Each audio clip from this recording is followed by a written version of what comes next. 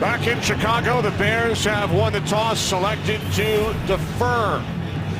Bears have won the last 5 meetings with the Vikings, including 4 straight here at Soldier Field. I like to defer, Darryl. Start off with that defense on the field. Well, Leslie Frazier's offense will take the field first. Leslie, member of the '85 Bears. Lovie Smith's 2012 Bears have lost 2 in a row after starting the season 7-1.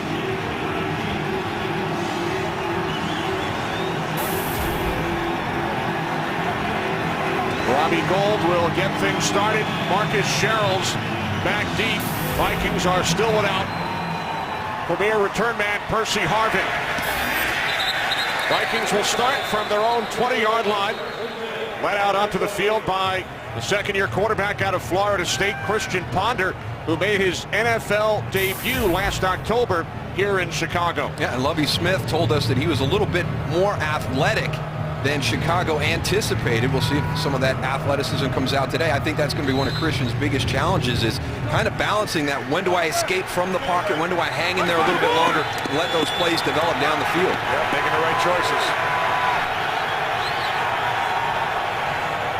Vikings 6-4, Bears 7-3. Ponder wrapped up by Henry Melton on first down.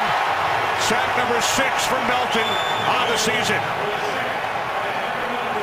Pressure right up the middle, Henry Melton.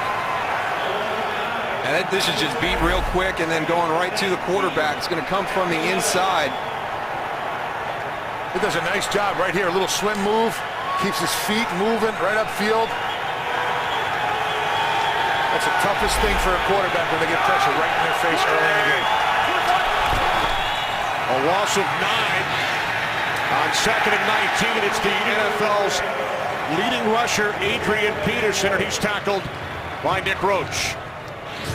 And it's going to be up to these guys up front to get that running game going. Chicago is tough to run the football against, but these guys will determine how successful that is. This is a run-first team. Don't make any mistake about it. Adrian Peterson, just absolutely incredible. We all know the story about him coming back from that ACL. Unbelievable. But they've got to have success running the football. That will help Christian Ponder in the passing game. Ponder on 3rd down and 18. It's complete to Jarius Wright. So Lovie Smith elects to defer. Big sack on the first play from scrimmage, and the Vikings go 3 and out. We mentioned Minnesota without Percy Harvin. Bears missing one of their top receivers as well. Yeah, and I think that's a big loss, Alshon Jeffrey. Obviously, Percy Harvin, very, very important for that Minnesota Viking offense, so multi-dimensional. Chris Kluwe waiting back at his 10-yard line. Bears with 2 deep men. Devin Hester along with Eric Weems. It's taken by Hester at the 23-yard line. Return of 6 out to the 29. 53-yard punt by Kluwe.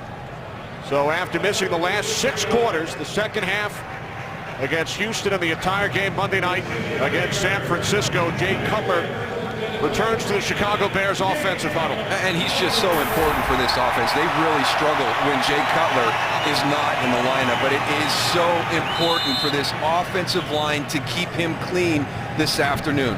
They have, and Mike Tice, the offensive coordinator, he can help that out with his play call.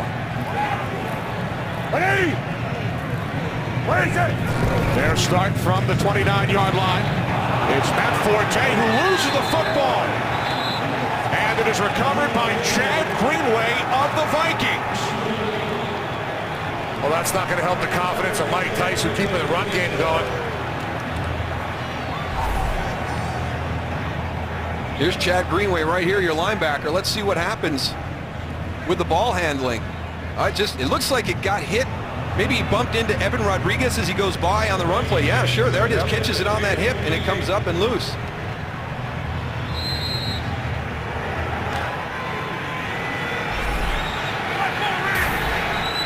So the Vikings get it right back. Now, all turnovers are reviewed upstairs. Referee Scott Green gets the word, pumps up the clock. following Matt Forte's first fumble of the season from the Chicago 28. Off the play fake, pass broken up by Lance Briggs, intended for the tight end Kyle Rudolph.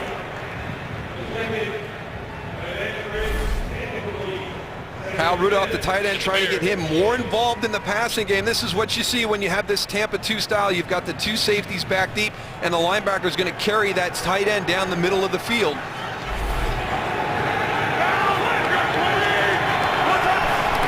Second and 10 from the 28. Here's Peterson up the middle.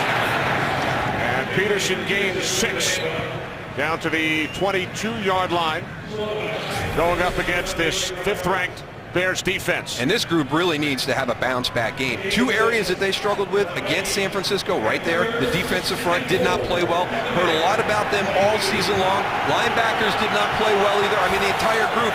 But Major Wright and Chris Conte, those are two guys that Lovie Smith has talked a lot about this year, and they struggled both in coverage and in tackling against the Niners.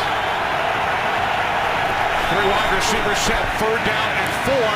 The slant could not be handled by Jerome Simpson. Charles Tillman on the coverage. Oh, this is a big stand by the defense because it's that sudden change situation where all of a sudden you've got that quick turnover. Your defense is right back out on the field, not only on the field, but on a short field. And they come out and they force a field goal attempt instead of giving up 7. Blair Walsh, the rookie out of Georgia, has missed only once all season from the right hash 40-yard attempt. Walsh's kick is good. So the Vikings score 3 following the early Bears turnover. 3-0 lead for the Minnesota Vikings. Here's Matt Forte, fumbled for the first time in 246 touches, and it set up the Walsh field goal. There's Greenway, who recovered the fumble. Vikings lead 3-0. Eric Weems, not Devin Hester, on the return for Chicago. Weems, the former Atlanta Falcon, tripped up as he crosses the 20-yard line.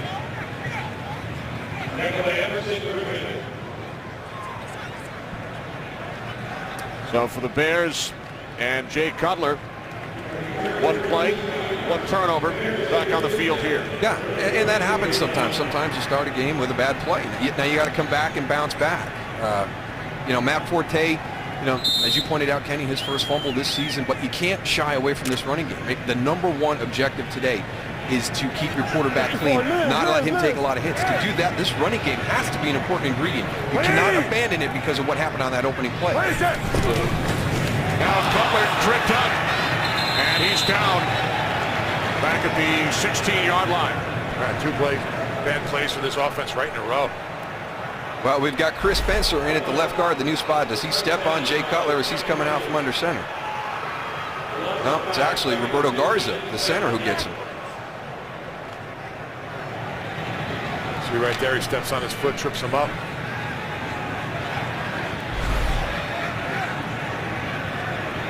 Go through. Loss of 3. 2nd down at 13. Here's Forte. Wrapped up, tackled by Jasper Brinkley. Gain of 3, 3rd down and 10 upcoming. And I would think the Vikings defense is kind of licking their chops watching that film from the San Francisco game. You know, Jared Allen, Brian Robinson on the outside. Can they take advantage of the tackles for the Chicago Bears? And this is a good defense. You don't hear a lot about them. This is a very good secondary. The Chicago Bears wide receiver is very complimentary of the Minnesota Vikings secondary. So they play very, very well together as a unit. Cutler out of the shotgun on 3rd and long. Wrapped up and then throws. Catch is made by Forte after the pressure on Cutler from Everson Griffin. Bears forced to punt. He's another guy that I think you better know where he is on every snap.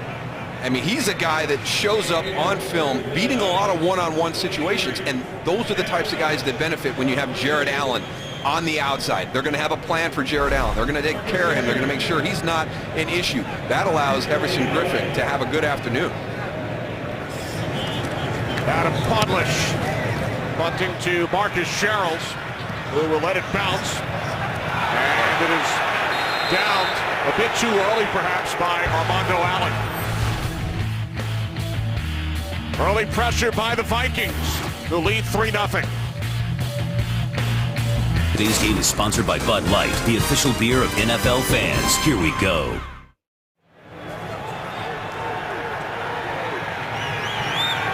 Nothing lead for the Vikings, who start from their own 32-yard line. Honda hands it off to Peterson. Ball comes loose. And the Bears have recovered.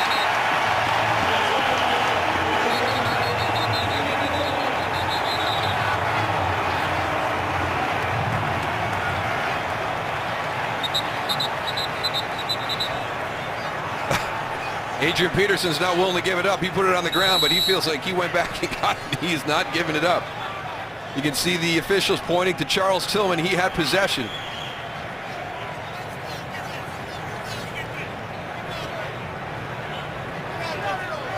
Peterson comes out of the pile with the football, but it was initially recovered by Tillman after the strip by Roach.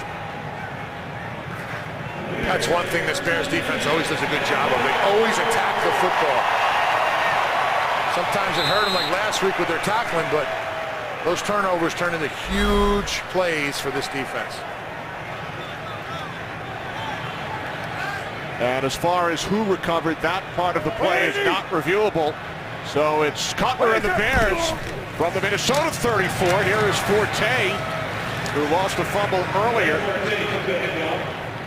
Leans forward to the 29-yard line for a gain of 5. And it's been a very poor start to this game for the Bears offense. And how many times have we seen the Bears defense make a play to get these guys back into a rhythm? What can Jay Cutler and his group do right here after that forced fumble by the Bears defense? Bears lead the league in takeaways, now with 31. Brandon Marshall in motion. Butler looking to get the ball to Marshall. And Jared Allen had other ideas. He got a hand on it. Jared Allen did a nice job of keeping his eyes in the backfield right on Jay Cutler. He is so athletic. I mean, the fact that he's going to read this screen, make the deflection. If he doesn't slip, Tony, I think he's got an interception here. He slips right there as he starts to accelerate. You can see how fast he recognized it. As soon as he came off the ball, he stopped his pass rush. He stood up. He tips the ball. And I think you're right, Dal. If he doesn't fall down, he might be in the end zone right now. 52. Third down and 6. Cutler out of the shotgun. Cutler fires, and the catch is made by Earl Bennett. Bennett picks up a Bears first down. Well, we talked to Mike Tice, and he said, we've got to get the ball to Brandon Marshall and Devin Hester early in this game, but the one guy I need to step up is Earl Bennett. He's coming from the top on a little drag route. Good concentration because he's coming back into the middle of the field where he knows he's going to take a hit. And then some poor tackling by the Vikings secondary. Bennett and Cutler, teammates at Vanderbilt. And here in Chicago, Bennett gained 11. From the 19-yard line, Michael Bush. A couple of nice moves. His first carry today, and the former Raider able to gain 3 down to the Vikings' 16-yard line. Nice little sidestep there by Bush, huh? I think one of the good things that Chicago did in the offseason was address the backup quarterback spot and the backup running back spot. Michael Bush is a good running back, a good changeup for Matt Forte. Keep him fresh, challenge those defenses to adjust to a different running style. He rushed for over 900 yards last year with Oakland. Second down and 7. Butler fires across the field to his tight end, Kellen Davis. And Davis is down at the 1. A 15-yard completion from Cutler to Davis.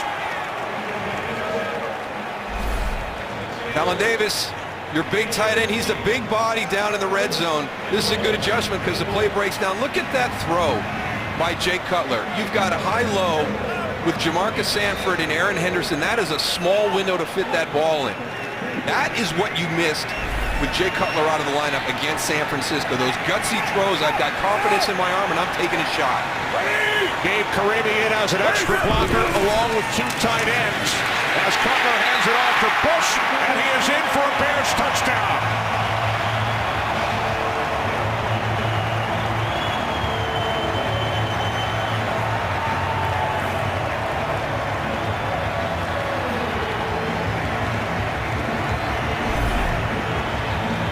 There's Gabe Carimi, number 72, coming in as that extra tight end over here, and we're just going to get everybody to that left side, lock everybody down, kick out. Here comes Lance Lewis around. Chad Greenway with a shot. Usually don't see that effort from Chad Greenway. He's a good tackler. He just threw his shoulder in there. He's got to wrap up. Carimi had started the first 10 games at right tackle, first-round pick last year, and he's in as an extra blocker, helping Michael Bush reach the end zone for the 4th time this season. From ice to the gridiron, Bears with a short field following the Adrian Peterson fumble. Drive 34 yards. Michael Bush into the end zone, 7-3 Chicago. Line drive kickoff. And it's taken by Matt Asiata. Out to the 23-yard line. Eric Weems made the tackle. 2 early turnovers. First Forte led to a Vikings field goal. And then Peterson stripped by Nick Roach. Bears convert and score 7. We have not yet played 8 minutes in Chicago. This will be the 7th different possession of this game. There have been 7 kicking plays. 3 kickoffs, 2 punts, a field goal, and an extra point. Ponder and the Vikings start from the 22-yard line, and Charles Tillman comes up to make the tackle on Jerome Simpson, holding the Vikings to just 1 yard. But the thing you have to worry about when you do one of these quick passes to the outside and Charles Tillman is in coverage is your receiver going to hold on to the ball. I mean, I have never seen anybody as adept at knocking a ball out as Charles Tillman. 7 forced fumbles over the first 10 games this season. On 2nd and 9, Ponder moving to his right. And 5-1, tries to check it down. Peterson incomplete. Time for a game break. Here's Kurt Menefee, Los Angeles. Kurt? Well, the Tampa Bay Buccaneers have won 5 of 6 and were the highest scoring team in the league during that stretch. This kid is one reason why. The rookie Doug Martin, 1-yard scoring play, 7-3. The Bucs with the lead over those 9-1 Falcons there in the first quarter. Kenny Moose and Goose. All right, thanks, Kurt. 3rd down and 9 for the Vikings.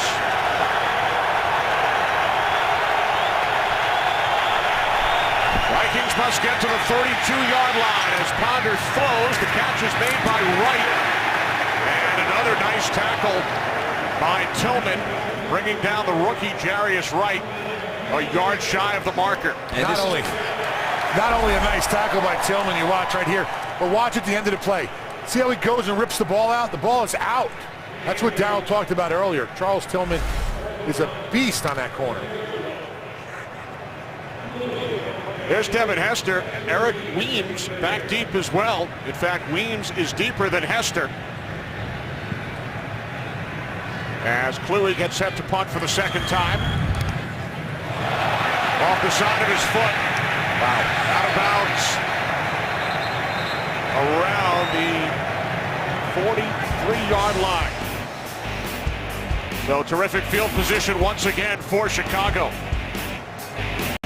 You take a look at the Bears' first 3 possessions. You want to force them to drive the field. You don't want to give them a short field. They're very advantageous. You see that response after the fumble by Adrian Peterson. You've done it again. Chris Kluwe, a poor punt, gives Chicago excellent field position. A punt of only 23 yards off the side of his foot. So the Bears start from their own 46-yard line. Cutler to Marshall. Brandon Marshall into Vikings territory for a gain of 8 yards. And I'm waiting for this offense to really take that next step because of the addition of Brandon Marshall. It's an element that Chicago really has never had offensively. I mean, he is a matchup nightmare on the outside. You can see his numbers but you haven't seen the production out of this offense, and a lot of that has to do with those issues in that offensive line. Offense ranked 30th. Cutler and Marshall had 2 tremendous years together in Denver.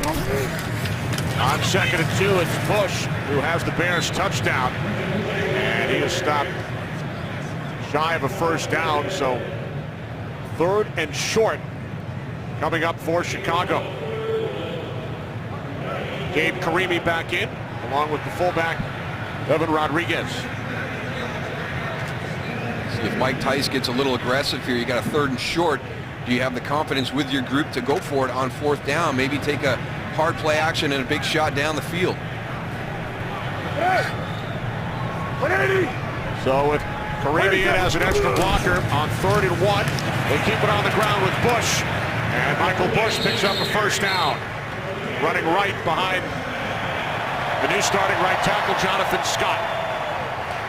And again, not just a changeup for Michael Bush. He becomes your short yardage and goal line specialist as well. You can see the overloaded formation to the side, very similar to the play we saw on the goal line, this time going to the right side as opposed to the left.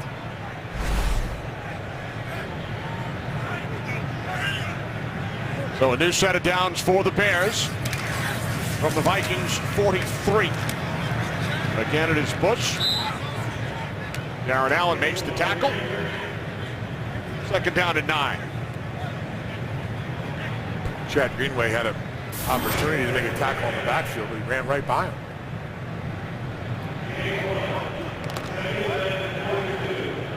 Couple of turnovers early. Forte coughed it up. Then Adrian Peterson leading to the Bears touchdown. 2nd down and 9 for Chicago. Bennett in motion.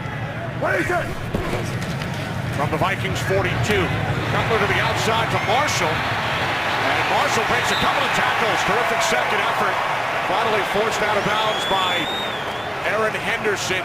It will be marked just shy of the marker. And not just a matchup problem for Brandon Marshall on the outside, but also after the catch. There's Antoine Winfield, 26, one of the best tackling corners throughout his career. And Brandon Marshall is big enough and strong enough to get away from him. Look at the stiff arm on A.J. Jefferson. Might want to get that ball tucked away a little better, but...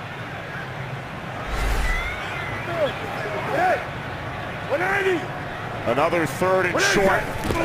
Karimi back in.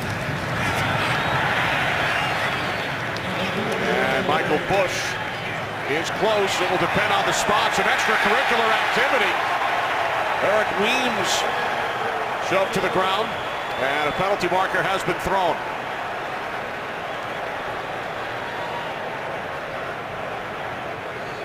This may be a big mistake by the Minnesota Vikings here, because by the spot, this is going to be a tough call. Unnecessary roughness, number 24 defense. 15-yard penalty, first down.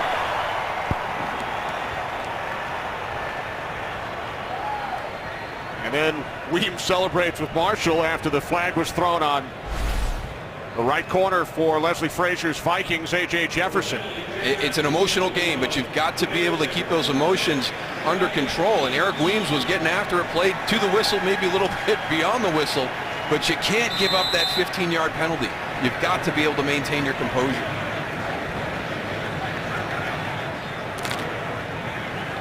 So an automatic first down for the Bears. 26. Inside the red zone for the 2nd time from the Vikings 18-yard line. With Forte in the backfield. Cutler looking to throw, and now he takes off. Cutler is shoved out by Jefferson, and a late flag. A little stiff arm by Jay Cutler towards the end of the game, end of the play. I think the one thing you never have to question is Jay Cutler's toughness. No.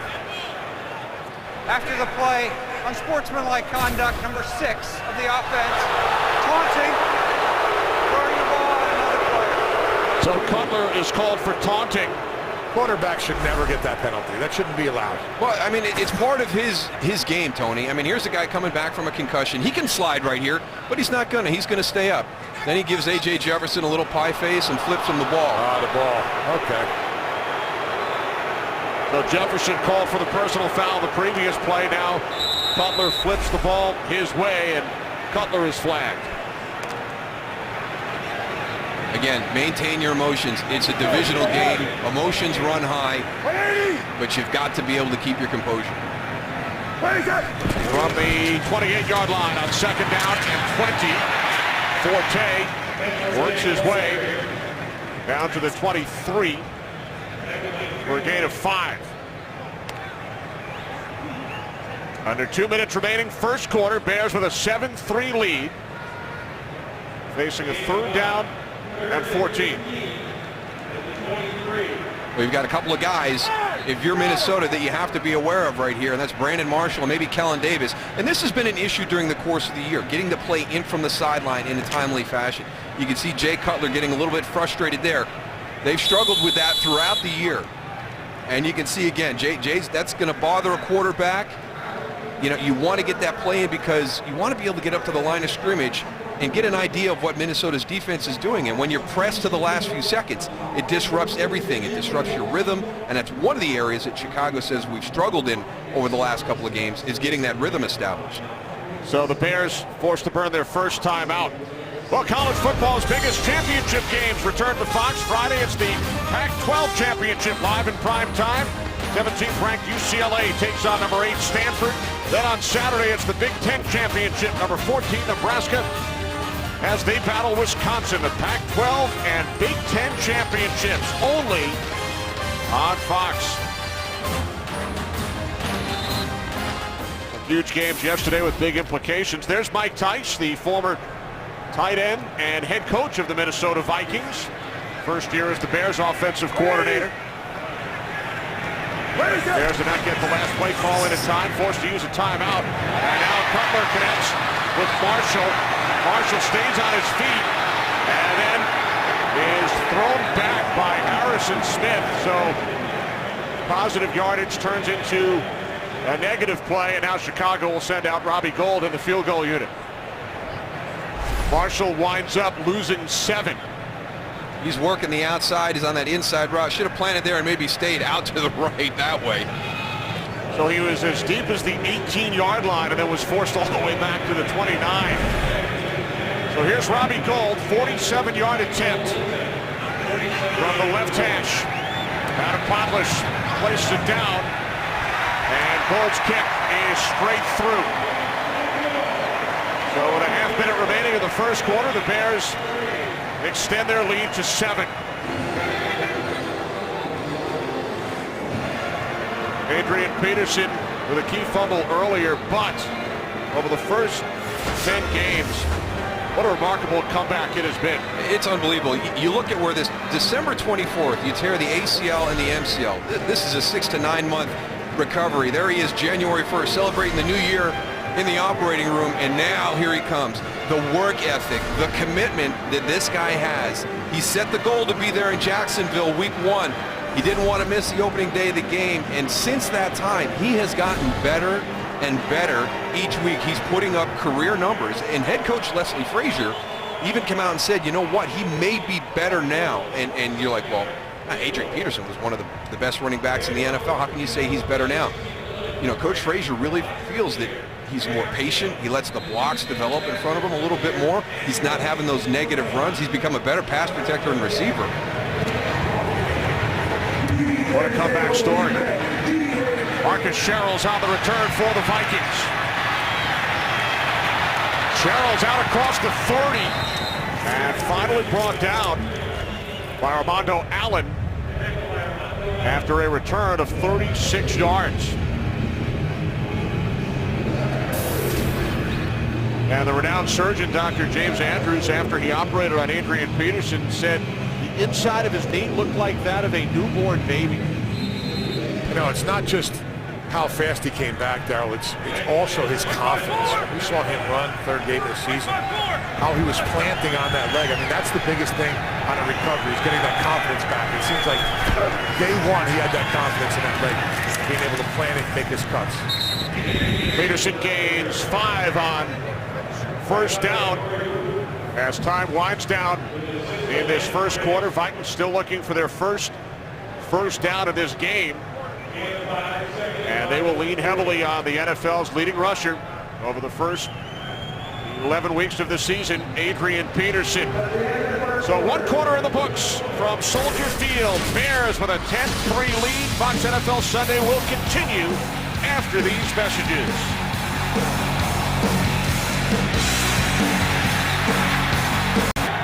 We start the second quarter in Chicago. Second down and 5 for the Vikings, who trail by 7. Off the play fake to Peterson. Ponder's pass is caught by Darius Wright. Close to midfield. Just shy of a first down. Well, you mentioned some changes in the return game, Kenny, and there's your answer why. Devin Hester heading into the locker room. So we've seen Eric Weems back on kickoff. And then also that last punt, as you pointed out, Devin Hester, the short back. Eric Weems, the deep man on punt. So Devin Hester heading into the locker room. Hester's had some big returns against Minnesota throughout his career. Ponder complete to the tight end Rudolph for a first down and more. He is finally knocked out of bounds by Chris Conti. Kyle Rudolph, the Vikings' second leading receiver this season, picks up 25 yards. Well, I really like this play call. You've got Adrian Peterson. We've talked about him and how important he is in the running game. You run that play action. Look at Kyle Rudolph pop open on the outside. Now watch Rhett Ellison, number 40, the end of this run. He's downfield, actually gets 2 blocks for Kyle Rudolph. So the Vikings on their 5th possession today finally pick up a first down. And now it's Peterson. Peterson dives ahead to the 24-yard line. Kelvin Hayden in for Charles Tillman. Made the tackle after Peterson picks up 8. No, Peterson's the guy you got to get going here, Darryl. You got to give him the ball. He's got to go and lead this offense down the field. Yeah, and there's Charles Tillman on the side, Goose. When Kyle Rudolph sold that play fake, the Bear player that went down was Charles Tillman, so he's over getting his ankle retaped. 2 tight ends split wide. Second down and 2 for Minnesota. Ponder hits Peterson out of the backfield. And Adrian Peterson picks up another Vikings first down as we head to Los Angeles for a game break with Kurt. Well, the Falcons and Bucks have gone back and forth so far in the early going. Here it is, Jacquizz Rodgers. Officially a 5-yard score, and the Falcons are back on top. 10-3 early on in the second quarter. Kenny Moose and Goose. Thanks, Kurt. Atlanta at 9-1 suffered their only loss 2 weeks ago to New Orleans. They'll face the Saints again this Thursday. On first down, it's Peterson. Peterson tripped up. You know, keeping an eye on Adrian Peterson on that last play. 2 plays ago, sort of got a little helmet to helmet. See it right here. Might have jarred his neck or did something, because when he was walking back to the huddle, he was shaking his head a little bit, but he looked pretty good on that last run, Helmet to the shoulder of Kelvin Hayden. Guy they can't afford to lose right there, especially with Percy Harvin.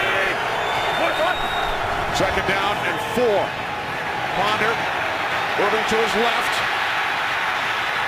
And then he flips it away. A smart play. I mean, you're going to lose yardage on this play.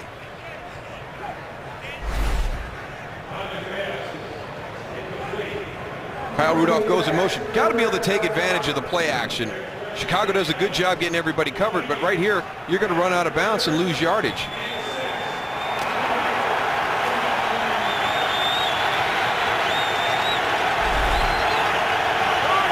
We're now 3rd down and 6 for the Vikings.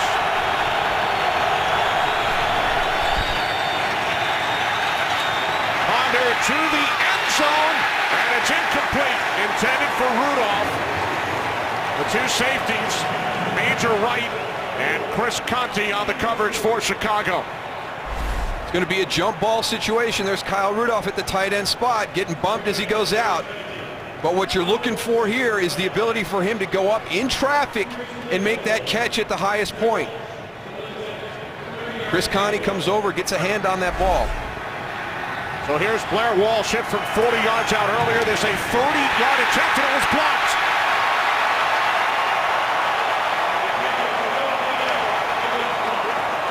Only the second miss for the rookie Walsh this season.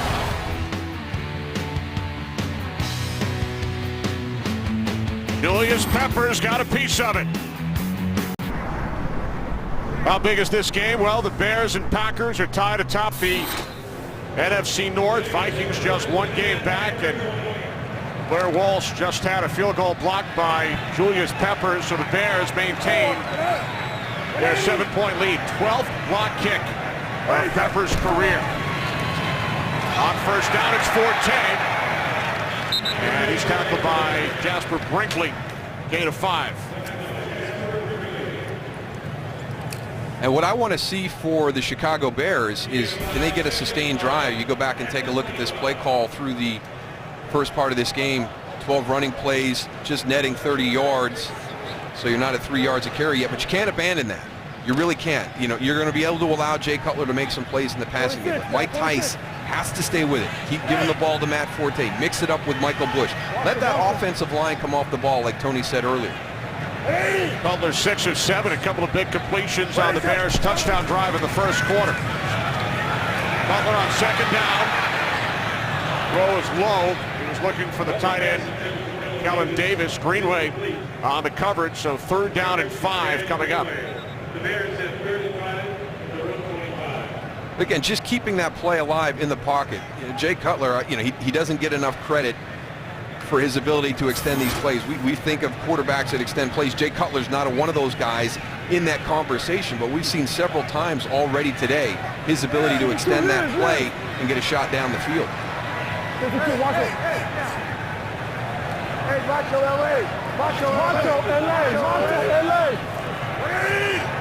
Marshall split wide to the right, 3rd down and 5. Bears must get to the 30, inside handoff to Forte.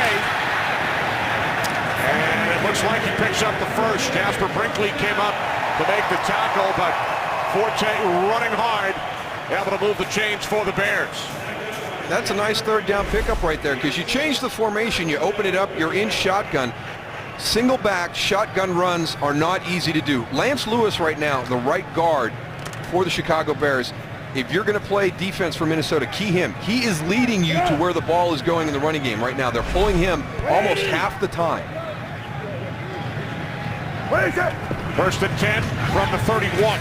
The slant to Marshall. And Marshall's tackled by Winfield at the 26. Time for another game break. Here's Kurt. And an update on the Steelers and Browns is Jordan Cameron in his 2nd year out of USC scores his first NFL touchdown. That was a 5-yard reception from Brandon Whedon. Both scores by the Browns have been off Pittsburgh turnovers, and they lead it 10-7. Kenny moves from Deuce. All right, thanks, Kurt. 2nd down and 3. Eric Weems back on the field. Darryl, Bears down to just 3 wide receivers. Hester has gone to the locker room without Jeffrey. Dane Sanzenbacher is inactive, so Marshall, Bennett, and Weems, the only healthy wideouts for Chicago. On 2nd and 3, it is Forte. Nice tackle made by Brian Robinson. Not only a nice tackle, Kenny, but nice job taking on the block. It's a long trap, and you're going to have Matt Spaeth come all the way to the backside and try and get a block on him. And he's going to take that on, hold his ground, and then shed the block and make the tackle. That's a good play by a defensive end. Yeah, he did a nice job of staying square on that, Darryl, so he can come back out and make that play. Sometimes all you get is a little piece of uniform. Hold on and wait for the troops to rally. Marshall in motion, 3rd down and 3. Bears must get to the 41, and they do. It's Evan Rodriguez, the fullback, his first reception, his first touch in the NFL, rookie out of Temple, and Rodriguez gains 11.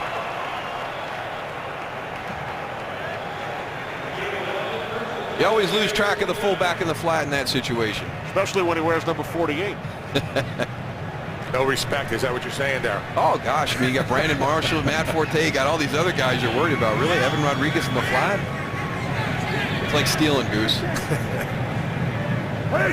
So it is set of downs for Chicago as Cutler hands it off to Bush, and he is into Vikings territory. Gain of 5 to the Minnesota 46. Here's what Minnesota has to understand right now. The key to the running game is this guy right here. He is going to take you to where the ball is going. Lance Lewis is pulling on about half of the plays right now. So as linebackers, and you're getting your reads, you know, you're not reading the running backs a lot of times, you're reading the blocking scheme. This afternoon, Chicago wants Lance Lewis to be their leader when he pulls. Second down and 5, it's Bush.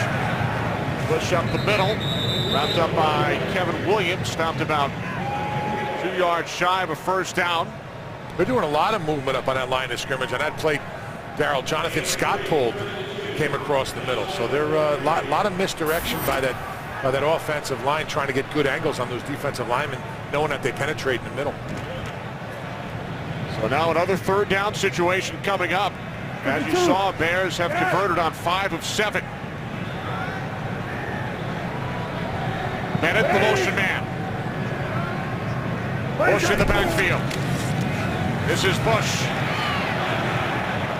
He's close. Robinson and Griffin on the tackle. Remember, our yellow line is unofficial, and the ball looks to be spotted just short. Now, we talked about giving these guys some confidence. This is Lance Lewis right here. Look how he comes downfield. They're firing off the ball, something that we didn't see on film from this offensive line over the last couple weeks. I think sticking with the run game early is really something that they need to continue with, because that offensive line is looking better and better as the game goes on.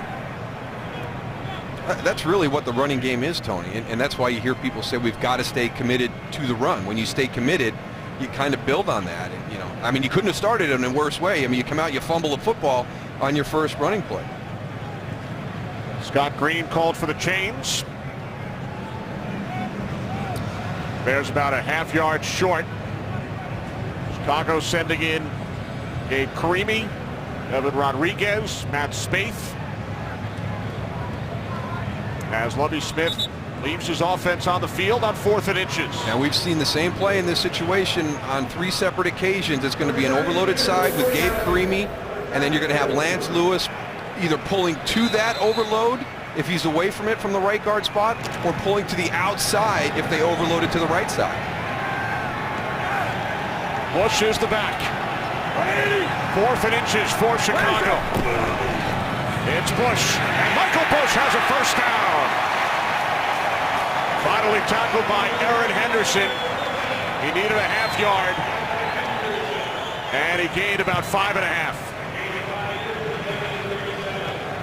Here it is again. It's that overloaded formation. If you take a look, you got 1, 2, 3, 4 guys here. You got your fullback on that side, and everybody's just coming off the line. Here comes Lance Lewis around the outside.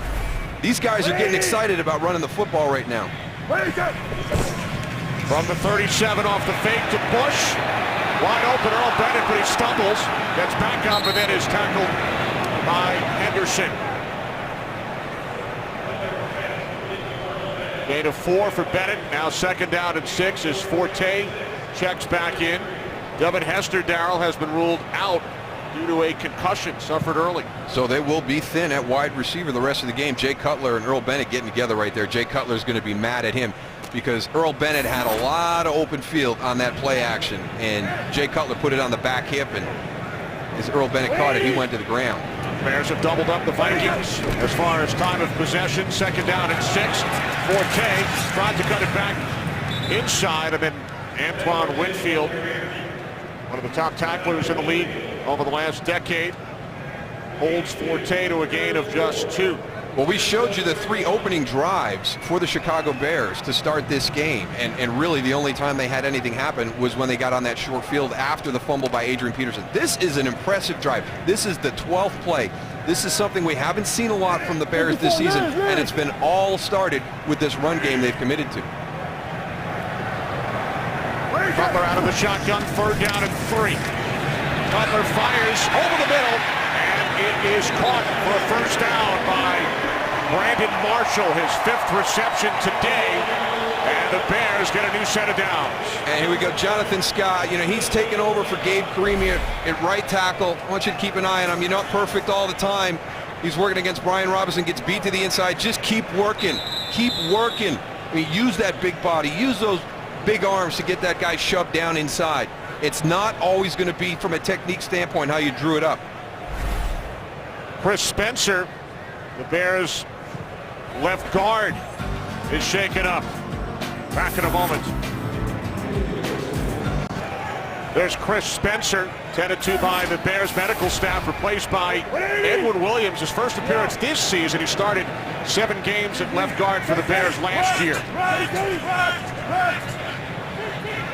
So with Williams in at left guard, 1st and 10 from the 25-yard line. Butler with time, can't find anyone. Now he sets, he throws to the end zone, and there is a flag. 2 flags have been thrown. Antoine Winfield with the coverage on Brandon Marshall after Cutler had loads of time and then finally fired to the end zone. Again, this is an element that's missing when Jason Campbell's on the field. I mean, you're not going to see these types of play. Defense, number 26. Foul occurred in the end zone. Ball will be spotted at the 1-yard line. First down. Now Jay Cutler's going to drop back. Max protection. You've got 2 guys out on the route. Now he's going to move to his left, extend the play, extend the play. I'm going to take a shot. I've got my big receiver down in the end zone, one-on-one. Let's see what happens down there. But Brandon Marshall, you've got to do a little bit more, okay? Your quarterback's scrambling. Move around a little bit. Move around a little bit. Throw the ball up. Just throw it up, Jay. He might have got away with one right there. Yeah, I don't know. There's 2 guys competing for the football. I don't like the call. Me neither. Now it's Bush on 1st and goal from the 1, and he drags 2 Vikings with him into the end zone. It's his 2nd touchdown today.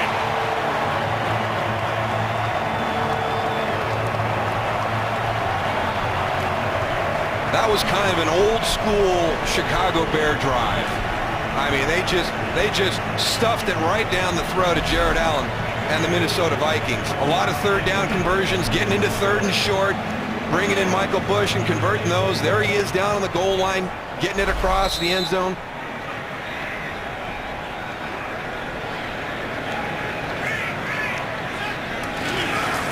And now it's Puglis who walks it in for the 2-point conversion.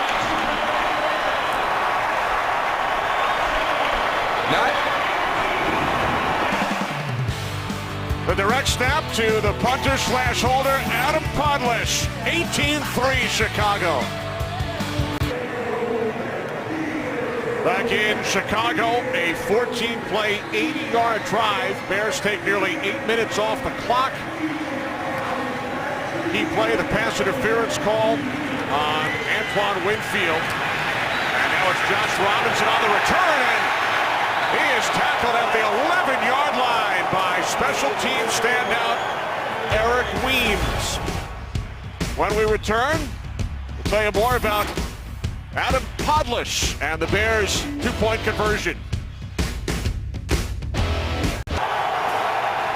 Minnesota Vikings trail by 15. They had a field goal blocked on their last possession.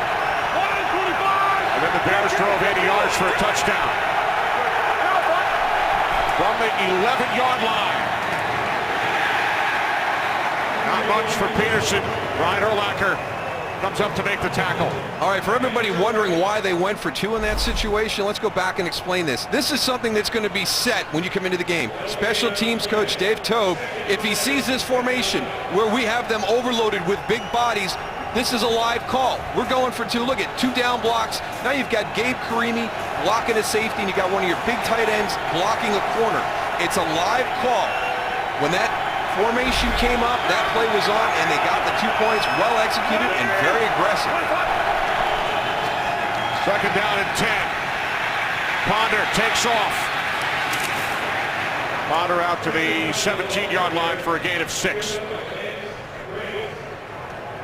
Very Vikings impressed. have had the ball, Goose, for just over 8 minutes. They picked up only 2 first downs. 3rd down and 4 upcoming. And this is a huge conversion right here for the Minnesota Vikings. This game is sliding right now. Chicago has stolen all the momentum. The blocked field goal, a very impressive 14-play, 80-yard drive. Ponder on 3rd down, throws, and it's Rudolph, his tight end. So Kyle Rudolph, on his 2nd reception of this game, able to pick up a first down, a gain of 8.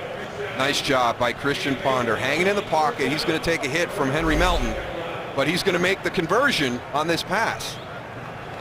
Here comes Henry Melton, steps in, takes the hit, but gets it to Kyle Rudolph. That was a big conversion. They had to slow down the momentum the Chicago Bears had generated.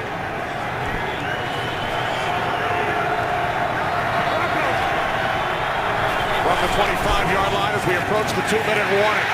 Ponder in trouble, able to get rid of it as he was knocked down by Israel Adonijah. This is the way we're used to seeing the Chicago Bears front play. And we've got all kinds of different guys. Look at that, splitting the double team, getting right to the quarterback. I mean, we've seen Henry Melton, Israel Adonijah. We've seen all these defensive linemen beating guys one-on-one and getting up into Christian Ponder's face. They're attacking right. Fusco, number 63, the right guard. That's the guy they're going after. They're running games with him. Play action on second down as Ponder throws, and it's picked off by Chris Conti. And Conti still on his feet, finally tackled at the 12-yard line by Charlie Johnson. Second pick this season for Conti, leading 20th for the Bears. As we hit the 2-minute warning in Chicago, Bears by 15. Chris Conti, number 47, with the pick. Bears lead the league in interceptions. They lead the league in takeaways, and they look to add to their lead over the Vikings. With a minute 55 remaining, second quarter. First and 10 from the 13-yard line off the fake to Forte. Cutler fires to the end zone, and the catch is made for a touchdown by Matt Spaeth.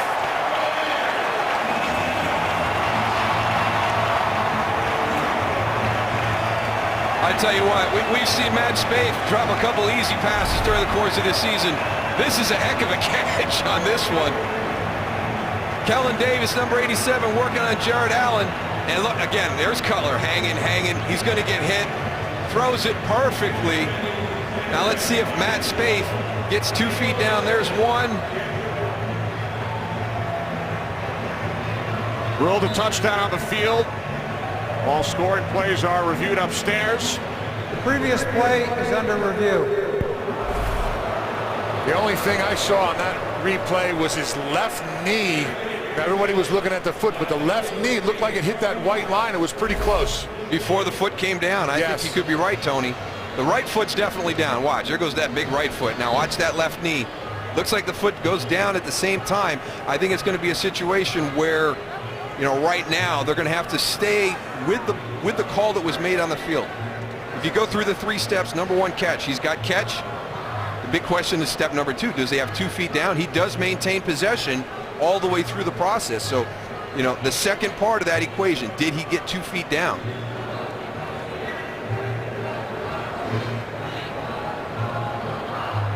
Right foot. Now does that left foot get down before that toe on that left foot? Does that get down before that knee goes out of bounds? Looks like it does. Again, it was ruled touchdown on the field. I just think there's not enough evidence to change that call. That's a heck of a catch by Matt Spaeth. And again, I mean, we've seen a couple this year, Tony. There it is right there. Yeah, there you go. You can see his left foot right there, and then when his knee comes down, he makes a divot. So when they see that angle right there, it'll be confirmed as a touchdown. Matt Spaeth, a Minnesota native. Attended the University of Minnesota, won the John Mackey Awards, the top tight end in all of college football back in 2006. Gets a pat on the helmet from his quarterback, Jay Cutler.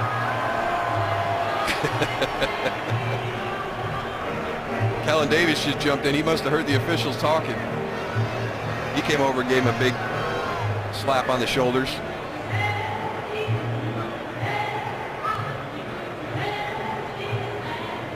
This is what the Bears are about right here. They are a complementary football team, especially offensively. Defense takes it away. Offense takes advantage of the opportunity. Exactly. They're The playing play off by each special other. teams, absolutely. The blocked field goal by Julius Peppers. Now that was a heck of a drive, 14 plays, 80 yards. But again, this offense functions well around the way the team is built. And that's, you know, when the defense takes it away, or Devin Hester makes a big return, or we get a blocked field goal by Julius Peppers, let's be advantageous. Here's the angle one more time. You see the right foot going down. Great catch by Spaeth. Watch his left foot. His left foot's going to hit. The ruling on the field stands. Touchdown. Scott Green with the announcement. It is a touchdown. First of the season for Matt Spaeth.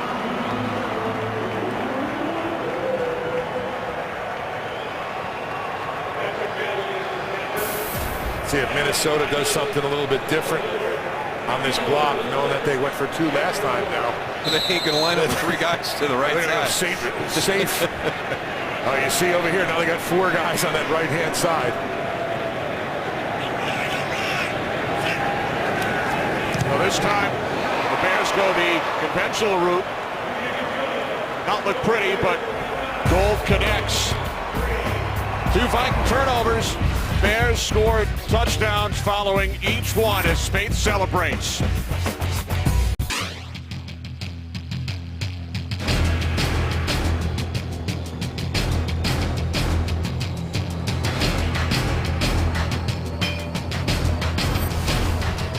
A rivalry dating back to 1961. Today the 103rd meeting, and the Bears have the upper hand. Yeah, monsters of the Midway, purple people eaters. That was some good stuff in that video right there. Great football players through both of these organizations.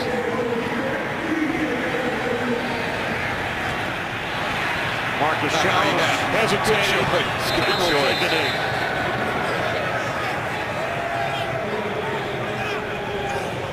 So the Vikings will start from their own 20-yard line, trailing by 22. 2 Minnesota turnovers have led to Bears touchdowns. The Vikings also had a field goal blocked by Julius Peppers. Minnesota coming off their bye. Lost 2 of their last 3 games. Record of 6-4. 1 game behind the division leaders, Chicago and Green Bay. Ponder pump fakes and then throws short. Intended for Jarius Wright. There's a lot of movement in that defensive line of Chicago, Tony. I think that's the one thing that's giving the Minnesota Vikings offensive line the most problems. They're twisting a lot up front, and they're not passing that game very well right now. Yeah, one guy they're looking at is number 63, their guard, Brandon Fusco. They're attacking him exactly right with a lot of twist. He's the right guard. Ponder firing downfield on 2nd down. Too far for the tight end, Rudolph, as Ponder took another hit. Yeah, I want you to look at this, Goose. Watch what they're doing. This is Julius Peppers. He's not even trying to get to the quarterback. He's going to challenge him. Watch him. He's going to go up. He's going to push Matt Khalil so Shea McClellan can come underneath. That's what they're trying to do. They're trying to get these guys off level and create opportunities with the guy looping under. One thing John Sullivan's got to do, the center, is he's got to, even though he's sliding away, he's got to turn his head back and look for them stunts. Here's Ponder, just 1 for his last 7. Catch is made by Wright, but he's knocked out of bounds by Hayden. And the Vikings forced a punt. That was a quick 3 and out, something they didn't want to do. You know, when you get that pressure up in a quarterback's face, you hit him early in the game, all of a sudden now he's not really looking downfield as much. He's getting rid of the ball a little bit too early, and that's what I think we're getting from Christian Ponder right now. Eric Weems back deep for the injured Hester, who suffered a concussion earlier. Chris Cluey's last punt off the side of his foot was just 23 yards. This time, end over end. And Weems, did it touch him? Question is, did it touch Eric Weems? And it is ruled Bears football, so it did not. I like the aggressive play by Eric Weems to try and field this punt. Nothing worse than letting them hit the ground. And you see how close that ball came to hitting Eric Weems. Field judge Boris Cheek right there to make the call. So the Bears take over with 1:21 remaining in the first half. They have 2 timeouts and lead by 22. Chicago has scored on their last 4 possessions, 3 touchdowns and a field goal. Cutler underneath, there is a flag. A rare flag as the catch is made by Matt Forte. Only 3 penalties to this point. illegal hands to the face, number 65 defense, 5-yard penalty, automatic first down. There's Jared Allen. There it is. I don't know what he's talking about. I don't see anything. That was close. By the way, Chris Spencer, who was injured earlier, the Bears left guard, was in for that play and then headed back off to the sideline. So now it's Edwin Williams back in at left guard.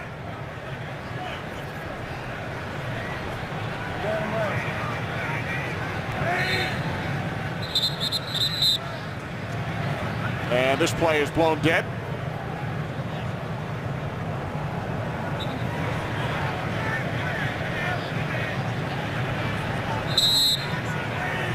The officials move the chains. It's 1st and 10, not 1st and 5. And now Cutler fires.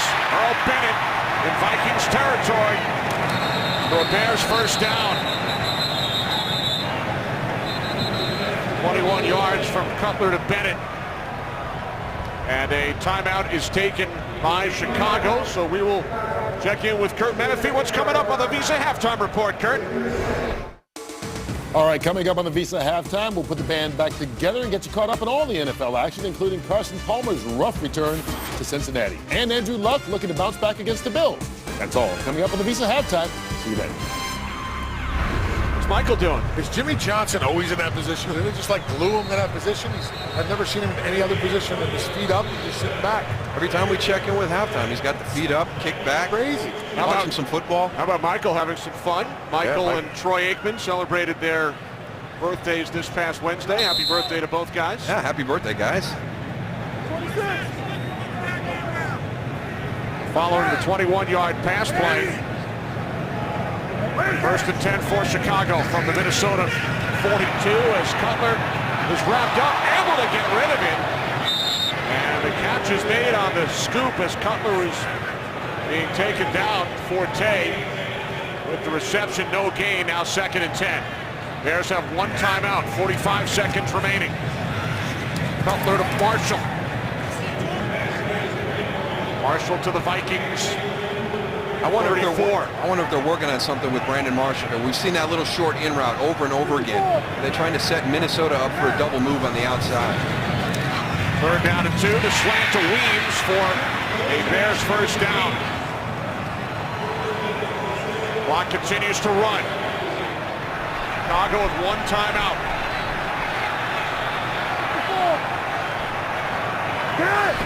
Down to 10 seconds. And they keep it on the ground with Forte. Greenway the tackle. And now the Bears will use their final timeout with 3 seconds remaining.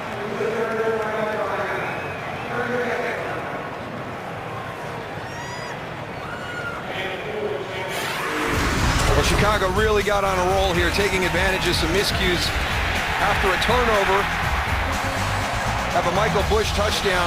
They blocked this field goal right here. Julius Peppers right in the middle of the field. Their offense goes on a 14-play, 80-yard drive. Michael Bush again.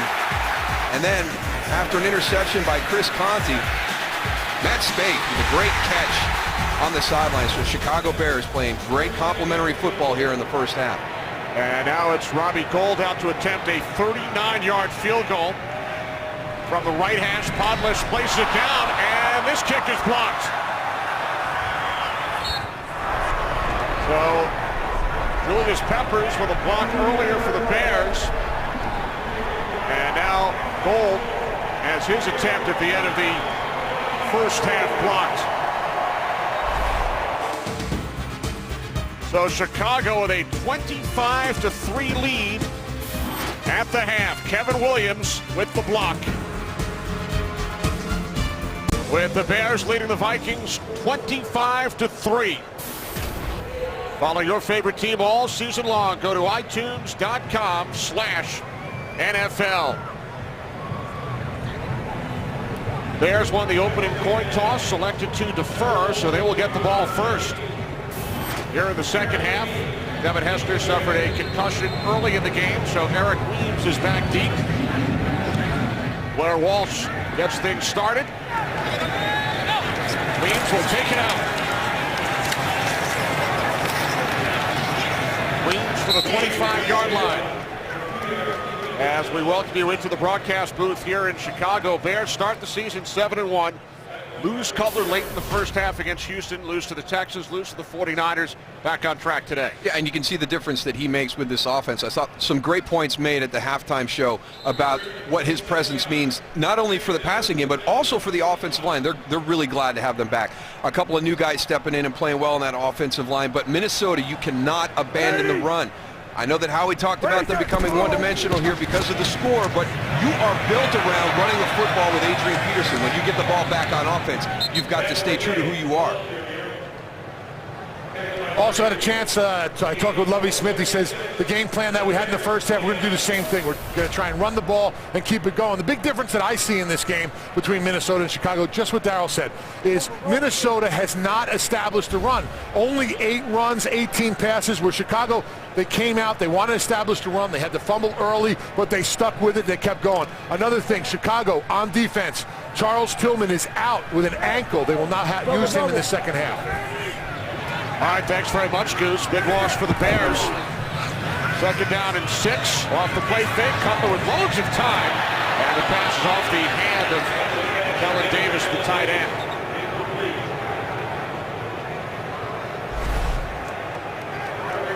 Kellen Davis, number 87, kind of that standard play. We have the bootleg. You're working across the field. Got to get 2 hands on it. You can get 1, you can get 2. Stretch out and get that second hand there. Only the 3rd incompletion for Cutler. He was 15 of 17 in the first half. 3rd down and 6. Bears must get to the 35. Cutler backpedaling. Now he throws, and it's Marshall who breaks free. 1st down and more. Brandon Marshall out to the 46-yard line, a gain of 17. Nice protection up front, also by the offensive line. Yeah, but watch Brandon Marshall work here on the outside, going against A.J. Jefferson. Outside, now back inside. Again, it's good coverage by A.J. Jefferson. Jay Cutler, he rolls the dice. You know, he's going to take a shot at some of these opportunities where your receiver is covered tightly. 7 of Cutler's 16 completions have gone to Marshall.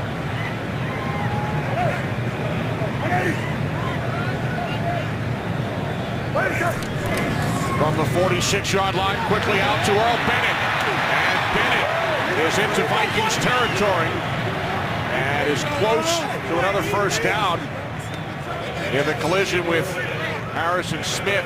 Smith took the worst of it at the end of the play. Smith, the rookie out of Notre Dame, 1st-round pick, back up onto his feet.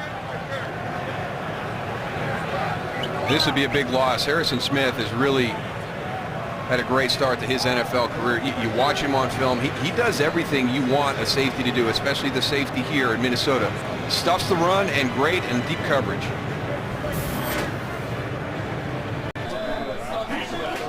You cannot visit Chicago without having some deep dish. You know, I love deep dish pizza, but they got to figure out a way to make them faster. Can't be waiting 35 minutes. I just don't have that time. You don't like to wait? No. Harrison Smith out for the Vikings. Cutler's pass is high and picked off the hand of Marshall, and it's Antoine Winfield on the return for the Vikings.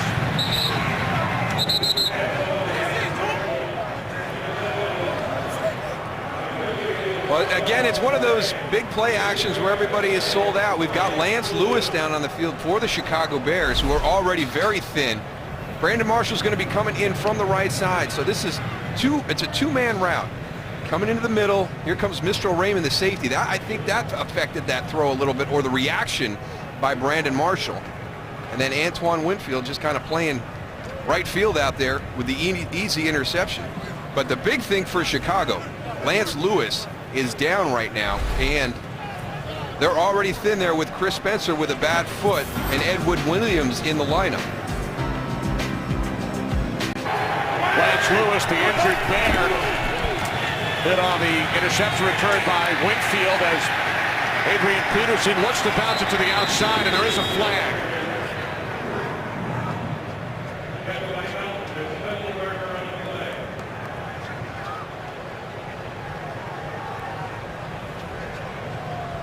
Personal foul, face mask, number 69, 15-yard penalty, first down. Let's go back and take a look at the hit on Lance Lewis. Now, I want you to watch Jared Allen's right here, and we're going to bring in Mike Pereira. Mike, is this the new defenseless player that they've added to the list? Yeah, that's called the blindside block. And when Allen is going back toward his own goal line or in line or parallel down the line, then you can't lead with your shoulder, forearm, or head into the head or neck area of an opponent. To me, that's an illegal blindside block. All right, thanks, Mike. Adrian Peterson takes it down to the 19-yard line for a gain of 5. And more so than the fact that there was not a penalty call is the fact that Lance Lewis was down, and they are thin guard, center guard, the Chicago offensive line. They're going to have to make some adjustments there, because with the injury to Chris Spencer, we've already got Edwin Williams in that lineup. And Spencer was starting for Shiloh Rachel, who was taken out of the starting lineup this week, left the Bears facility, and then was placed on the reserve suspended list. Here's Peterson inside the 15-yard line. And again, I just don't think you can get away from this style. You can look at the scoreboard and you can be down 22, but this is the guy that your offense is built around. 3.5 yards per carry, but Adrian Peterson is the guy that's going to create an opportunity for a big play. Bill Musgrave, the offensive coordinator for the Minnesota Vikings, has to keep him involved in the game plan.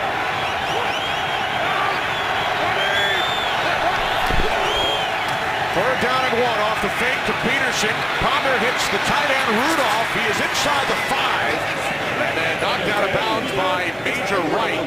Rudolph picks up a first down, his third catch today for a gain of 12.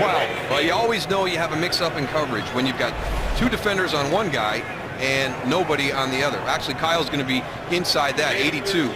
That was Rhett Ellison, number 40. He's actually the player that takes the 2 Bears down the field. You see Kyle Rudolph all alone in the flat. First and goal from the 2. Two tight end set for the Vikings. Off the fake to Peterson. Ponder to Rudolph. Touchdown. Well, they've got to get something figured out there. That is the 3rd time they have run that play, and Kyle Rudolph has popped wide open both times. You remember, that's the play that Charles Tillman hurt his ankle on. Watch number 82. Going to come down, block on Corey Wooten, and it's a good job by Rhett Ellison. The guy who's covering Kyle Rudolph, actually, Rhett Ellison pushes him down inside as he releases to the corner. That's a nice play design by Bill Musgrave. And that is the 7th touchdown of the season for Rudolph. Walsh the extra point. So the Vikings capitalized. The interception by Antoine Winfield, and then Ponder to Rudolph. 15-point Bears lead. Kyle Rudolph with the touchdown reception as the Vikings look to get back into this game. They force a turnover and score a touchdown, trail by 15. As Walsh kicks it off, Weems takes it out on a bounce. Bears lost Devin Hester to a concussion earlier. So Eric Weems, Pro Bowler on special teams a couple of years ago with the Falcons, brings it out across the 20 as Jay Cutler and the Bears offense returns. Cutler 17 of 21 in his return after missing Monday night's game in San Fran. Has played well, not only from a production standpoint, but he just adds an element to this offense. It benefits the offensive line. They've played better today in pass protection. Mike Tice's play calling has been better today. Gabe Karimi is the player that gets kicked into the right guard spot, Lance Lewis. Cutler hands it off to Matt Forte, running behind Edwin Williams, who took over at left guard for Chris Spencer.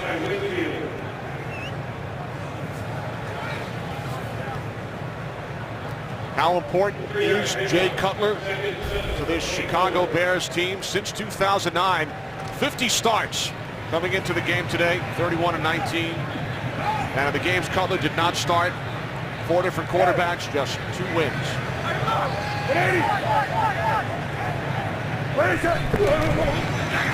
On 2nd and 6, it's Forte.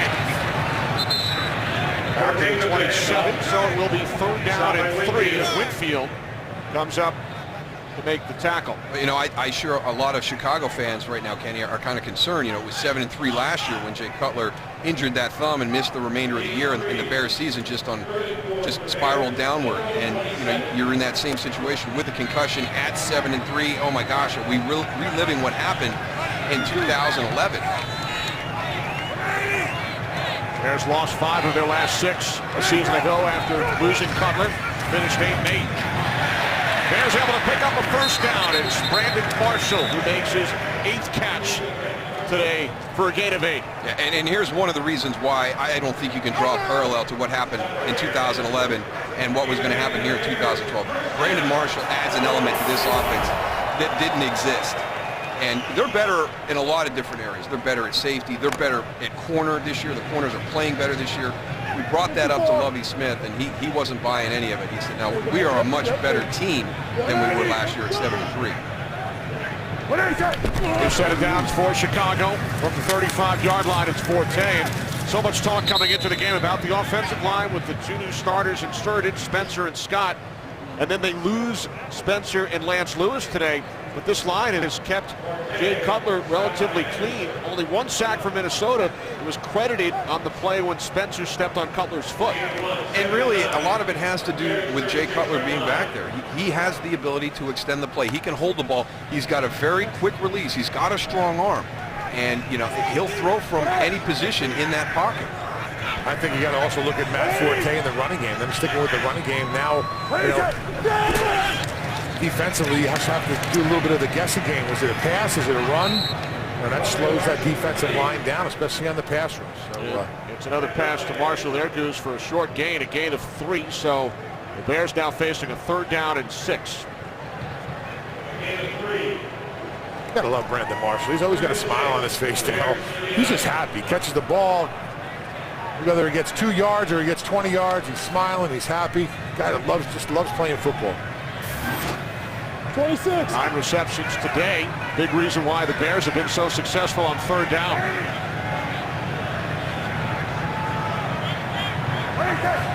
Bears must get to the 45.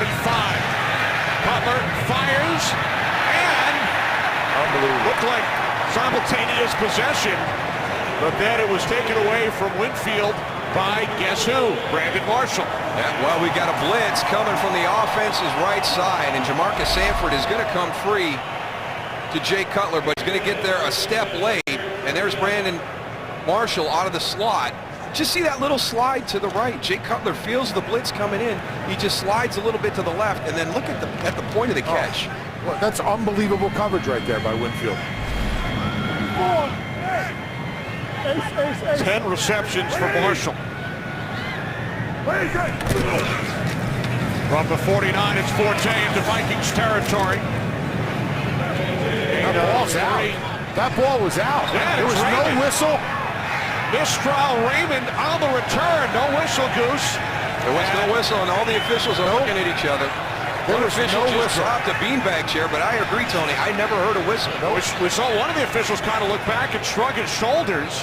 And we got 2 players down. Jasper Brinkley just got up. Moving on the field is touchdown. It is ruled a touchdown. So no whistle, as Goose said. And it's returned by Mistral Raymond for a Vikings touchdown.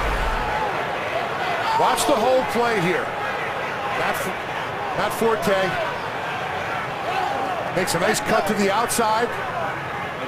He's still moving. Boom, the ball is out. Watch it right there on top of the pile. He's not down because he's on top of other players. Yep. Cutler looking the other way as Raymond runs right by him.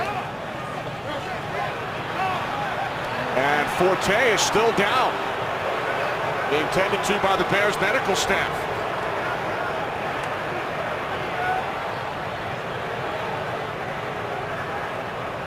Hard to tell whether or not Forte's knee was down. Right there, it looks like, but it depends. It depends on when the ball came out. Yeah, but with his knee down in that shot, you still never got to see the ball coming out. And then you could see Matt Forte getting pulled backwards. Now, it was a turnover, which are automatically reviewed upstairs. Ruling on the field. And it has been confirmed. So the replay officials took a look at it, it has been confirmed.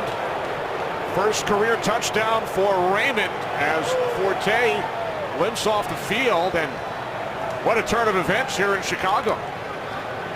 I tell you what, we've had two bizarre plays. We had the interception by Antoine Winfield, but as a part of that, the Chicago Bears lose Lance Lewis. Now, on a fumble picked up by Mr. Raymond, down for a touchdown, we've got Matt Forte limping to the sideline.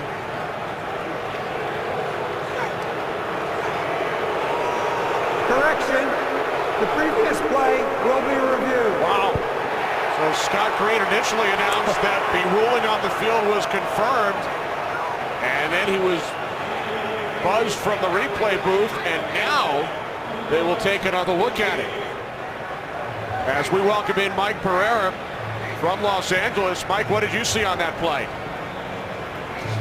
Well, I see a pretty unusual play here just because of the fact that they originally buzzed down that the call was confirmed, but before the extra point, they obviously changed their mind and saw the shot that showed that the knees might be down. Remember, they can't get involved in progress. So forward progress was not ruled on the field. Replay can't go and say that there was forward progress stop, but they can say, were the knees down, and that's what they're going to take a look at here. When you look at the shots, again, seeing where the ball is when it does appear that the knees are down, that's what they're going to be looking at. I think the tough thing, Mike, was his knees were down, and we got that late, but then he was driven backwards, so it looked like, I think the officials, as they stepped in, saw his knees up, but had missed the point where they were down before that, and then as the pile shifted and went backwards and the knees came off the ground, might have been the reason why we got such a quick call. Yeah, and kind of one of those you have to look at, you know, Moose, that where you're going to take a look at a couple different shots here. You know, you can see in that one shot where the knees are down. Then you got to go to another shot to see when the ball actually gets pried away, which is after he's on top of body. So I think, in my opinion, when you're looking at these, you know, both shots, I think you have a strong case of saying that the knees were actually down. So they because, you know, again, they can piece the shots focus together. on the knees, on that shot in the knees, yeah. And Mike, it was putting the ruled, two shots together, the knees are down. ruled a touchdown on the field, and there obviously must be conclusive evidence when they piece those shots together in order to overturn the call. Look at the shot here. There the knees are down, and you know from the other shot that the ball does not get pried away until he's after bent back over the bodies of players. So, you know, they're looking at this, but to me, I would certainly think you'd change this into him being down. And here's the You know, shot people that are Mike's going to talking. ask by the way, yeah, and people are going to ask about the fact, can you, since he confirmed it, can he now go back and actually, the replay assistant asked for the review, and he can up until the ball is snapped for the extra point, so that's not an issue. Here comes Scott Green. Thanks, Mike. After reviewing the play, the runner was down, knees were down, with possession of the ball. The ball will be spotted at the 48-yard line, second down and 7. So as Mike Pereira mentioned, because the next snap did not take place, even though Scott Green announced that the call was confirmed, they were able to go and take some more looks at it. So the touchdown comes off the board. Forte on the sidelines. Bears maintain possession. Well, the good news is the Bears maintain possession. The bad news is Matt Forte is walking very gingerly back into the locker room. He is the fifth key player the Bears have lost due to an injury in this game. Hester, Tillman, Spencer, Lewis, and now Forte.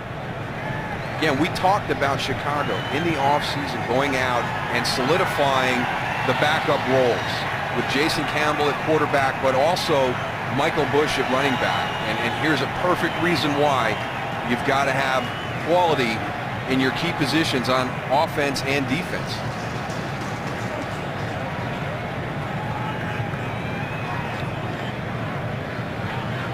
So with 6:12 remaining in the third quarter, Bears maintain their 15-point lead. And their offense is back on the field. It will be second down and 7 from the Vikings 48. Forte's return questionable. It's an ankle injury. So he's replaced by Michael Bush. Butler moving to his right, chased by Jared Allen. What a catch by Marshall for a Bears first down.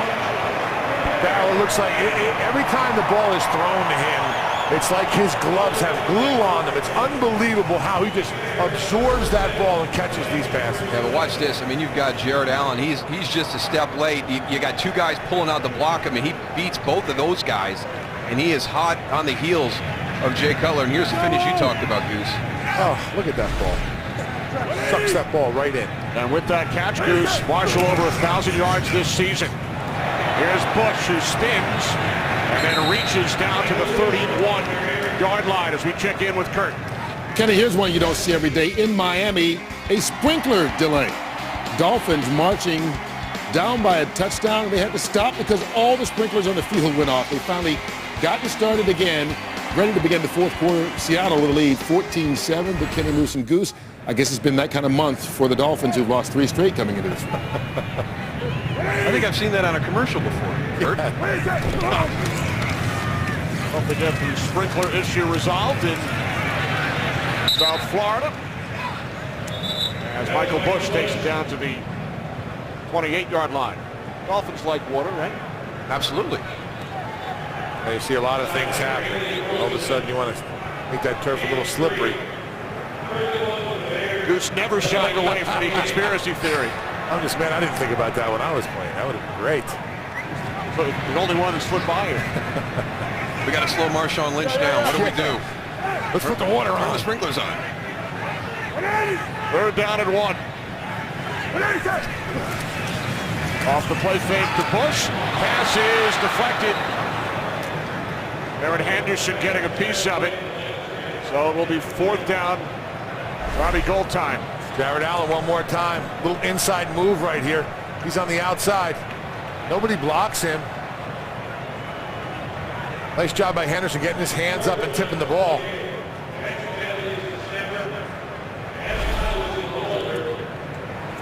So the Bears send out the field goal unit. And Chris Spencer, who was not in on offense, was out. Now he's heading off the field. Bears had an extra player on the field. Spencer to the sidelines, 46-yard attempt from the right hash. And Gould's kick is straight through. So the Bears get a reprieve following what looked like a Minnesota touchdown, and then they add to their lead. Bears lead 28-10, just under 4 minutes remaining. 3rd quarter here in Chicago. Marcus Sherrill's back deep for the Vikings.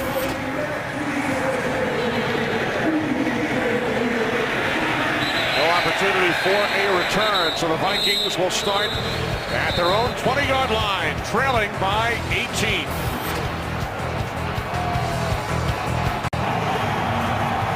There's Charles Tillman having a great season, has his helmet on, but still on the sidelines. One of 5 key injuries suffered by Bears players today. And maybe Charles Tillman, you know, a guy, hey, we don't want to put you back in. If we have to, we will. And the other ones, you know, when you talk about Matt Forte and Chris Spencer, Chris Spencer's been in and out. You wonder what the severity of those injuries are. Vikings start from their own 20-yard line. It's Adrian Peterson found a hole. And Peterson takes it out to the 30. That is his best run of the day. He picks up 10. That's why you got to keep handing it off to him. I mean, he's just, I mean, watch this run. I mean, he just, power, speed, the ability to change direction. He's so hard to tackle. 45 yards for Peterson on the ground today. Over the last 4 games, he's averaging 157 per game. Ponder on 1st down, loses the football, and it is ruled an incomplete pass. A lot of pressure on Christian Ponder in the pocket. It starts to collapse on him. They're adding some linebackers in there now. Arm moving forward, hand moving forward, which is the key. Bill Lovey was upset on the sideline, yelling, get the ball, play the ball. It was a late whistle. Yeah. Let the officials make the decision.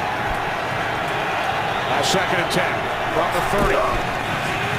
Inside handoff to Peterson. Gain of 6 out to the 36-yard line. Oh, major right took a hit right there. Let's take a listen.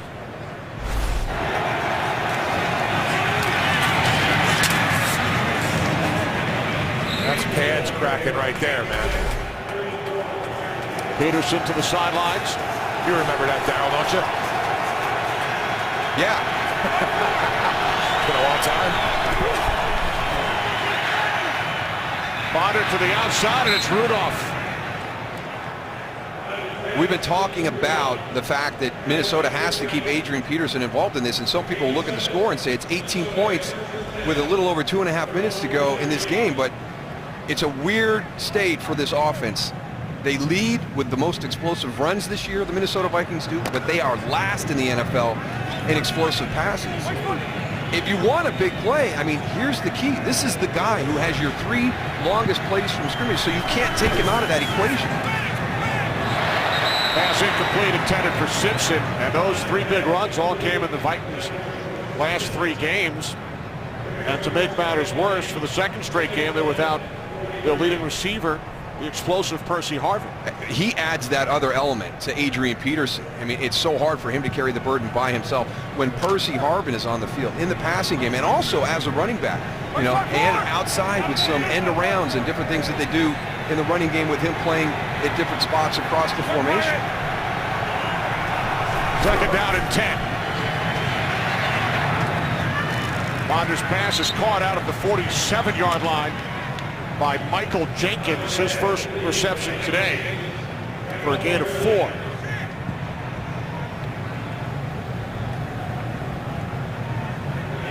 So 3rd down and 6 coming up for the Vikings, to trail by 18. Minnesota just 1 game out of the NFC North, trailing the Packers and the Bears.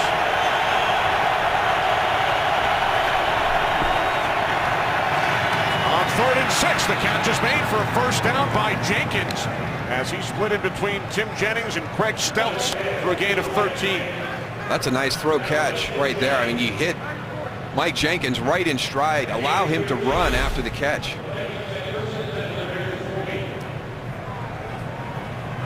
Yeah, you talked about it earlier, Darryl, about Christian Ponder and making good decisions. I think so far in this game, he's made really good decisions. When to run, when to throw the ball away.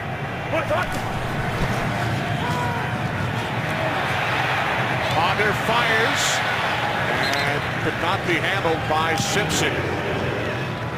Kelvin Hayden on the coverage. He's in for Tillman. 2nd and 10 coming up. You got to make plays when you have an opportunity to make plays. And, you know, Christian Ponder's got pressure in the pocket. He hangs in there, makes a throw. I mean, Jerome Simpson's got to make that catch. Hits him right between the numbers. That's the problem. He let it hit his chest. He didn't catch it with his hands. Got to catch that with his finger. 2nd and 10, Adrian Peterson. Peterson picks up another Vikings first down. I love that little gallop right before he's going to make contact. Take a look at this. This is how you run the ball. Watch Adrian Peterson out of the backfield. Downhill. Now he turns directly upfield. Boom. Little gallop. Boom. He is the hammer, not the nail on this one. Got to keep your head up, though. He can't put his head down like that. That's when you get hurt. Nice way to keep your legs driving. Gain of 14 for Adrian Peterson. From the Bears 26. Ponder overthrows Kyle Rudolph.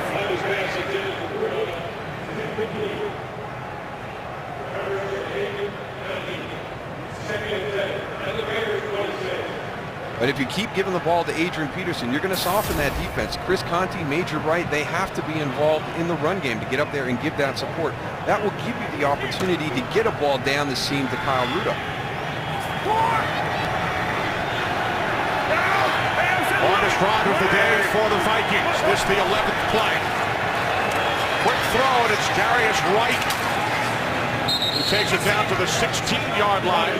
Looks to have the Vikings first down as time winds down in this 3rd quarter here in Chicago. And there's a reason why this Bears defense is so good at generating turnovers.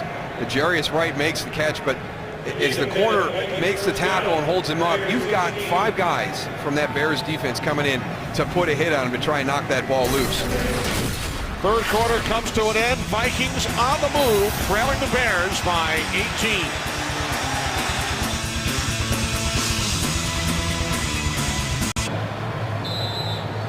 Back in Chicago, Kenny Albert, Darryl Johnston, Tony Siragusa.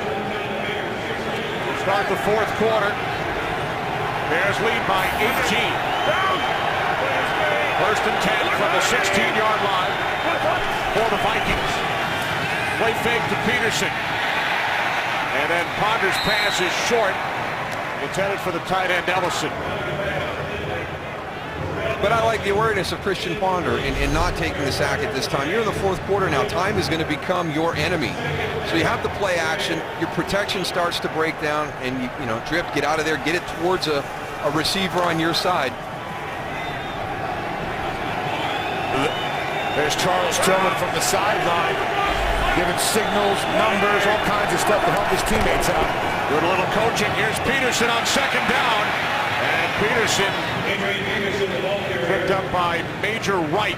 Takes it down to the 8-yard line of Chicago. He's in the zone right now, Darryl.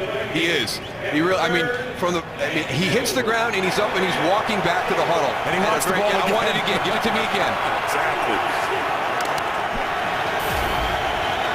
38 yards on this drive for Peterson. Vikings now facing a third down and 2 from the Bears 8.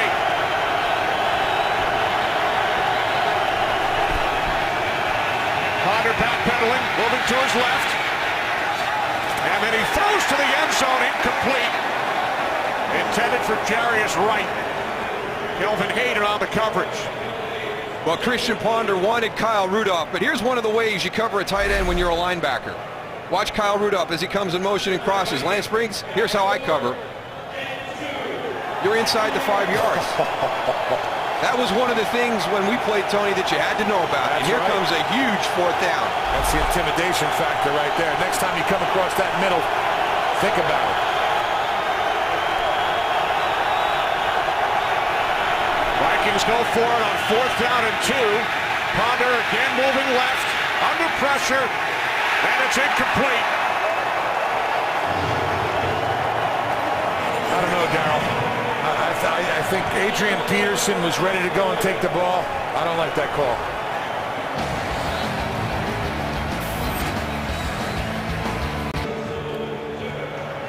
So Leslie Frazier elects to go for it on fourth down. A field goal, successful field goal, would have made this a 2-possession game. Would have pulled Minnesota to within 15. It remains a 3-possession game as the Bears start from their own 8-yard line. Early fourth quarter, leading by 18. Butler looking to throw on first down. It is Marshall. Another spectacular catch. The 2 defenders all over Brandon Marshall. Picks up a Bears first down. Looked like more than 2 defenders on this one, Kenny.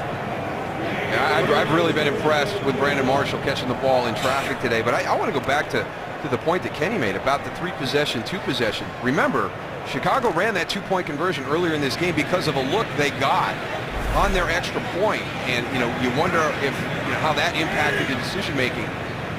As you talk about an 18-point lead, it's a touchdown and a 2-point conversion and the field goal.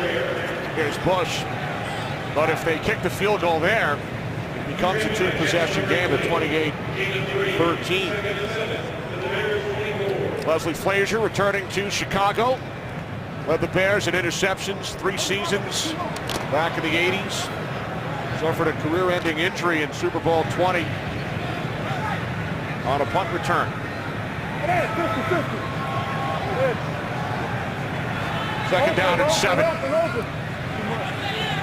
Bush in for Forte, who suffered the ankle injury earlier.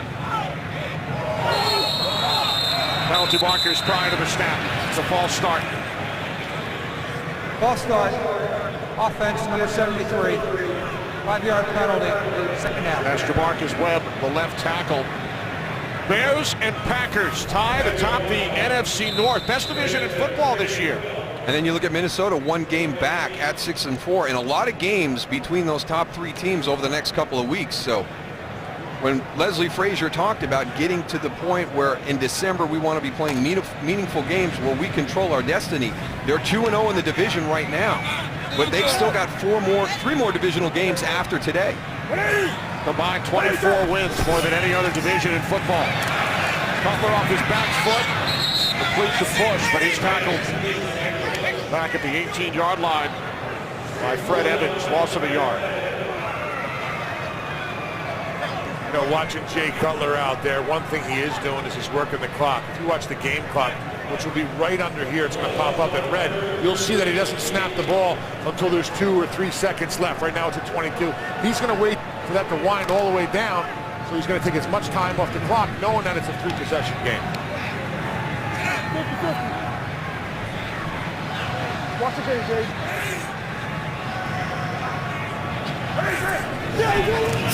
On 3rd and 13, the delayed handoff to Bush. Tackled at the 25 by Raymond. So now the Bears will punt it away with just over 11 minutes remaining. It's one of the things that I've been impressed with the offense today too, Tony. You know, the ability to have these time taken off the clock, you know, getting kind of back to that Bear style that remember years ago. That all running the football. All falls right into place when we talked about before the game. They got to stick with the run game. They established that early.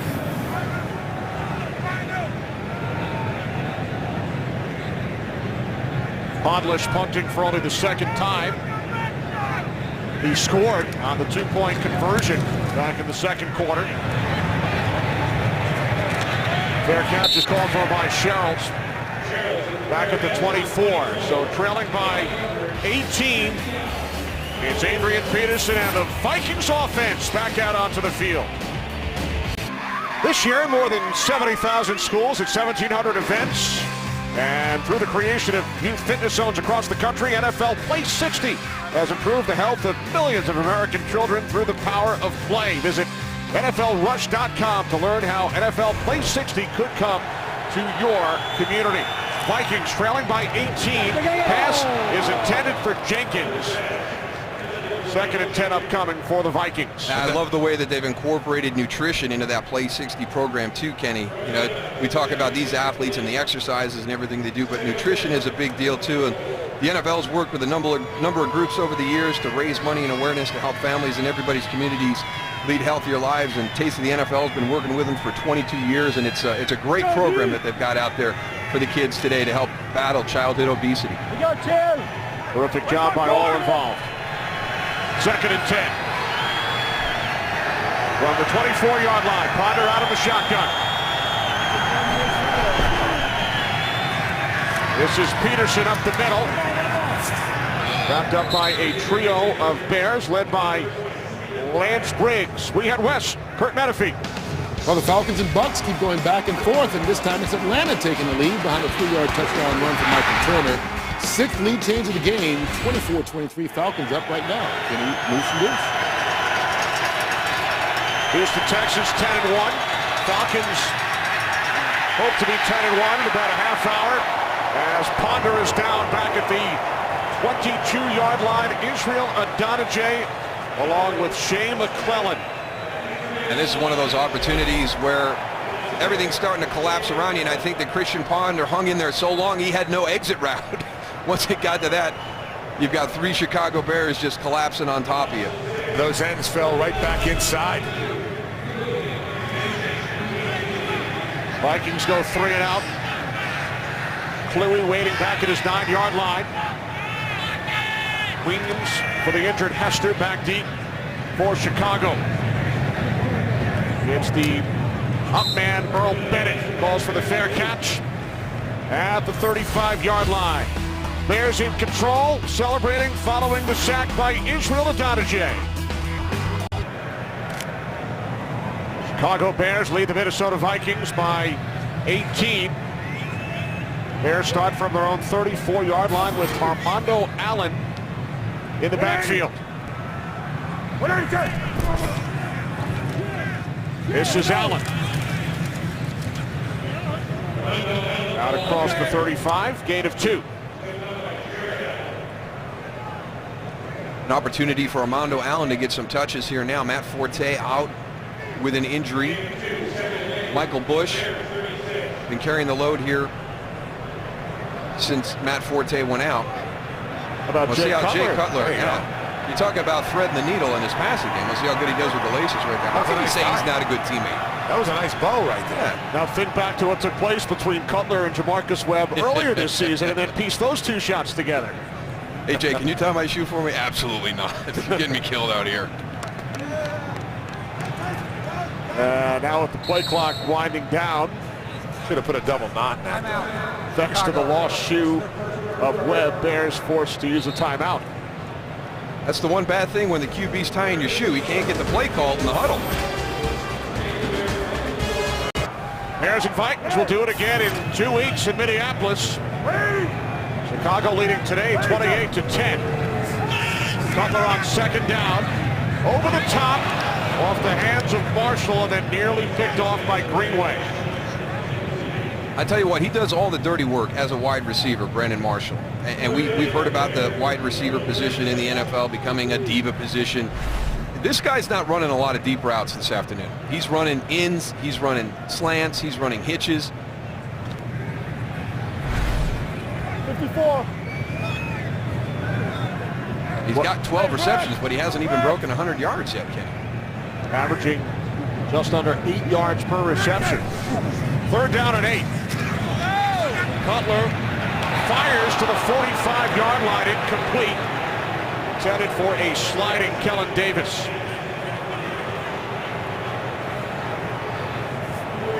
Jay Cutler not too happy with that right there. I thought he maybe put the ball right where it needed to be. I think he did. Just past the outstretched arms. It's on the back shoulder, but Kellen Davis has got to make that catch.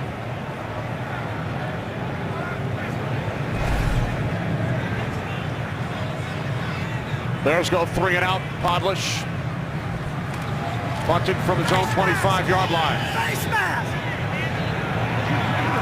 Sherrill stays in bounds for a moment and then is pushed out. With 8:23 remaining in the 4th as Rudolph heads to the locker room. College football's biggest championship games return to Fox Friday. The Pac-12 championship, UCLA and Stanford. Then on Saturday, the Big Ten championship, Nebraska and Wisconsin. Pac-12 and Big Ten title games only on Fox. Christian Ponder and the Vikings trailing by 18. Vikings must head to Green Bay next Sunday before hosting the Bears in 2 weeks. Not get any easier in the battle for the NFC North crown. Here's Peterson. Peterson continuing to run hard, still on his feet, and finally forced out of bounds. After his longest run of the day, he goes 23 yards. They come out in formation, Goose, and I'm like, you know what, we may have to change our thinking. It might be time to start throwing the ball because maybe you've lost the opportunity to stay with Adrian Peterson, and then he has a run like this. You can't give up now. Oh my gosh, the guy is unbelievable. Maybe they're second guessing if they should have gave him the ball on that 4th and 2 or 3rd and 2. 3rd and 2. But Peterson only 25 yards in the first half. He goes over 100 for the 5th consecutive game. First time in his career. And it ties the franchise record. Robert Smith back in 2000 with 5 consecutive 100-yard games. And now Peterson this year. 2nd and 2, midway through the 4th quarter. Ponder sets, hits Peterson out of the backfield into Bears territory. He's close to a 1st down. I think the frustrating thing with Adrian Peterson and all the production he has in the running game is there's no complementary play-action passing game that we've seen be really effective for the Minnesota Vikings. When the guy puts up numbers like that on a weekly basis, now 5 weeks in a row, there should be huge plays in the play-action passing game, and they're just not happening for the Minnesota Vikings. They went back and took a look at it. You know, they had a tough day throwing the ball against Tampa in Seattle. They took a look at what they're doing. They thought they had some things figured out after the Detroit game going into the bye, but they've got to find a way to take advantage of the stress that Adrian Peterson puts on these defenses. We talked about his remarkable comeback. Leslie Frazier, when asked about Peterson, invoked the name of his former teammate here in Chicago, Walter Payton. Absolutely, and I think when you watch them run, their running styles are very, very similar.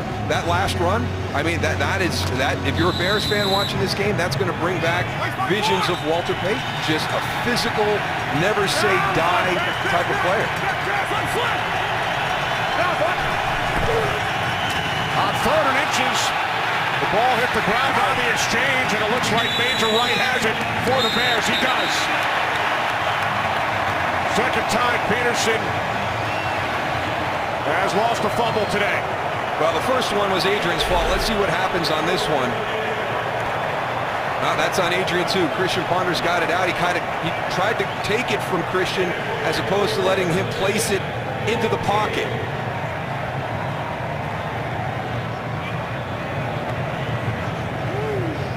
Again, we talked about one of the things that Leslie Frazier, the head coach, thought Adrian was doing better was being patient. On that one right there, maybe a little bit impatient, trying to make that cut and taking the ball from Christian Ponder. 3rd Vikings turnover. So the Bears take over at midfield. Bush, who has 2 touchdowns for the Bears today, puts the fend off Brinkley. Bush down at the 47, gain of 3. We saw Kyle Rudolph of the Vikings head off moments ago, their starting tight end, and he is being evaluated for a possible concussion. Bears have lost 5 players today due to injury. Hester, a concussion. Lance Lewis, a knee injury, both ruled out. Spencer, a knee. Forte, an ankle. Tillman, an ankle. Physical game today. It's Bears Vikings in the NFC North.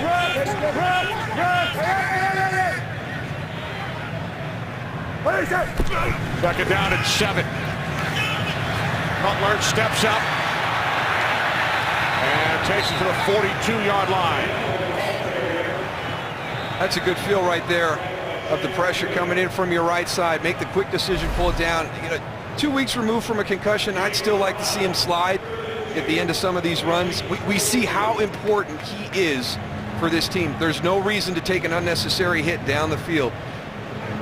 I've never questioned his toughness or his guts as a quarterback, but right now, after what happened last week, after what happened last season, you are too valuable to this team as the quarterback to put yourself in a position where you can get a hit from a big defensive lineman chasing downfield. And valuable as a guy who can tie a shoelace of a teammate. Saw that moments ago. We need somebody else to do that. Firing downfield from Marshall through his hands. But what I was going to say is we can't get somebody else to do that. If Brandon Marshall makes that catch, finally, we've seen it all afternoon. It's been short route after short route after short route. Now they get him deep down the field. He gets Mistrell Raymond to bite on that. He gets behind him, and it goes right through his hands.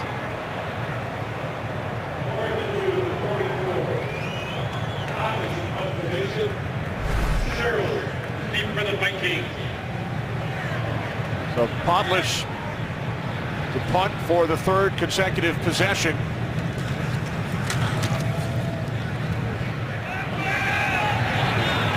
Sherrills lets it go. And it will be down by the long snapper, the 15-year vet, Patrick Manley at the 10. Well, our Fox NFL Sunday doubleheader continues after the Bears and Vikings. It will be America's Game of the Week, a rematch of the divisional playoff thriller of last January. The 49ers and the Saints. San Francisco in first place in the NFC West. Saints started the season 0-4. They have won 5 of their last 6. Some of you will see the Rams and the Cardinals. It's America's Game of the Week. Up next. I think the New Orleans Saints, one of the hottest teams, not only in the NFC, but in the NFL right now, a scary team. That's going to be a fantastic game. Ponder over the top on first down. Peterson tackled by Urlacher. Gain of 4 with 5 minutes remaining. Vikings trail by 18. Got to find a way to stretch the field. You need an explosive play for the Vikings right now. And it has to be in the play call and design. Ponder on 2nd and 6. Darius Wright Michael Jenkins on that play was wide open, Darryl, on the right side of the field from where I'm at, on your side. I mean, talk about stretching the field. Look at this. Watch this route right here. He comes to the outside. No one's even near him. No safety over the top. Christian Ponder gets rid of that a little too early. He's got to look on the backside a little bit. And Goose, Darius Wright unable to make the catch inbounds. There's offensive coordinator Bill Musgrave. Third down and 6 for Minnesota.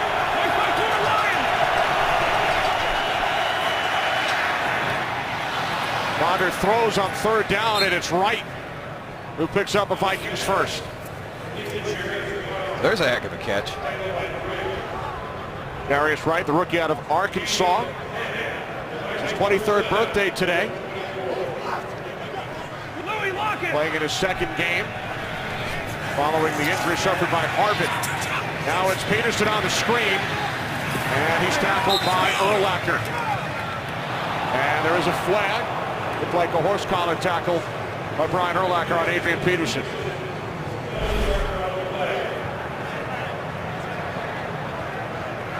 Yep, gets inside the shoulder pad, the jersey. Personal foul, horse collar tackle, defense, 15-yard penalty, first down.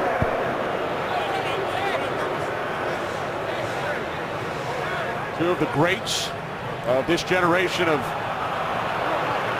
the National Football League, Adrian Peterson and Brian Urlacher. I don't think Brian Urlacher liked that call. You know, it's tough, man. When you got Adrian Peterson making a cut like he did, and all of a sudden your body's going, that's all Brian could do is reach out and grab something. It just happened to be jersey in the back of the helmet. Ponder on first down. It is deflected a couple of times and picked off by Tim Jennings, his 9th of the season.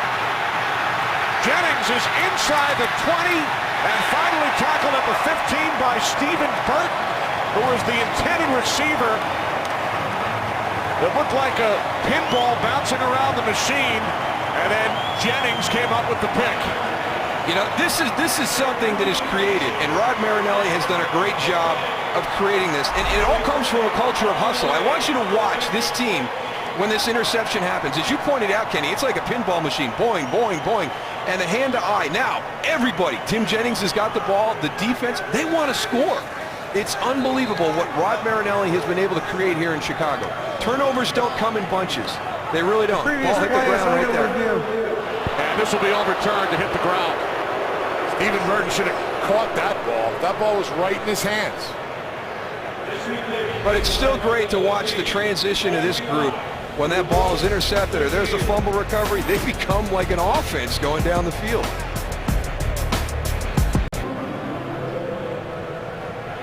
Scott Green out from under the hood. Taking a look at the last play, we expect it to be overturned, and the Vikings should keep possession.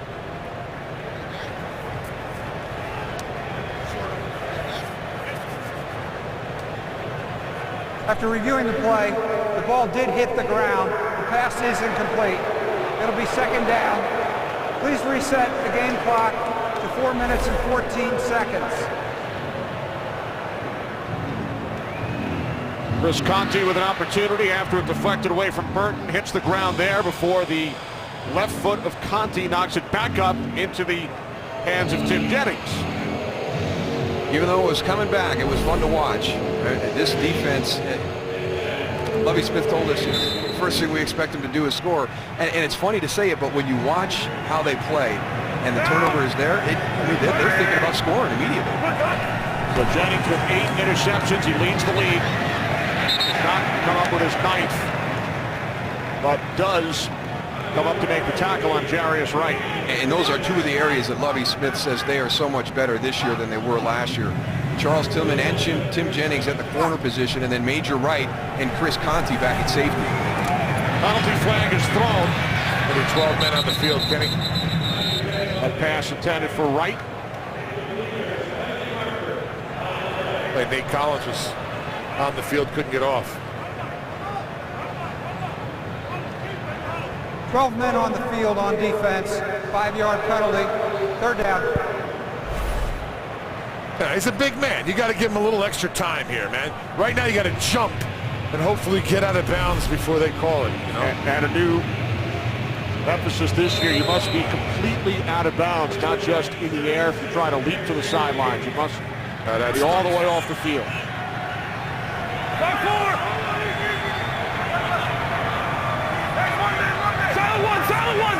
Third down and 5 for Minnesota. Empty backfield under 4 minutes to play. Ponder airing it out. He was looking for the former Bear, Devin Aromashodu, and it's Zach Pullman, who was in camp with the Vikings this year on the coverage. Coming out of the slot. Just a seam release down the field. Keeps his inside position, gets the head around. The most important thing you can teach young players, get that head around. You get quite a bit of leeway with the officials if you get that head around.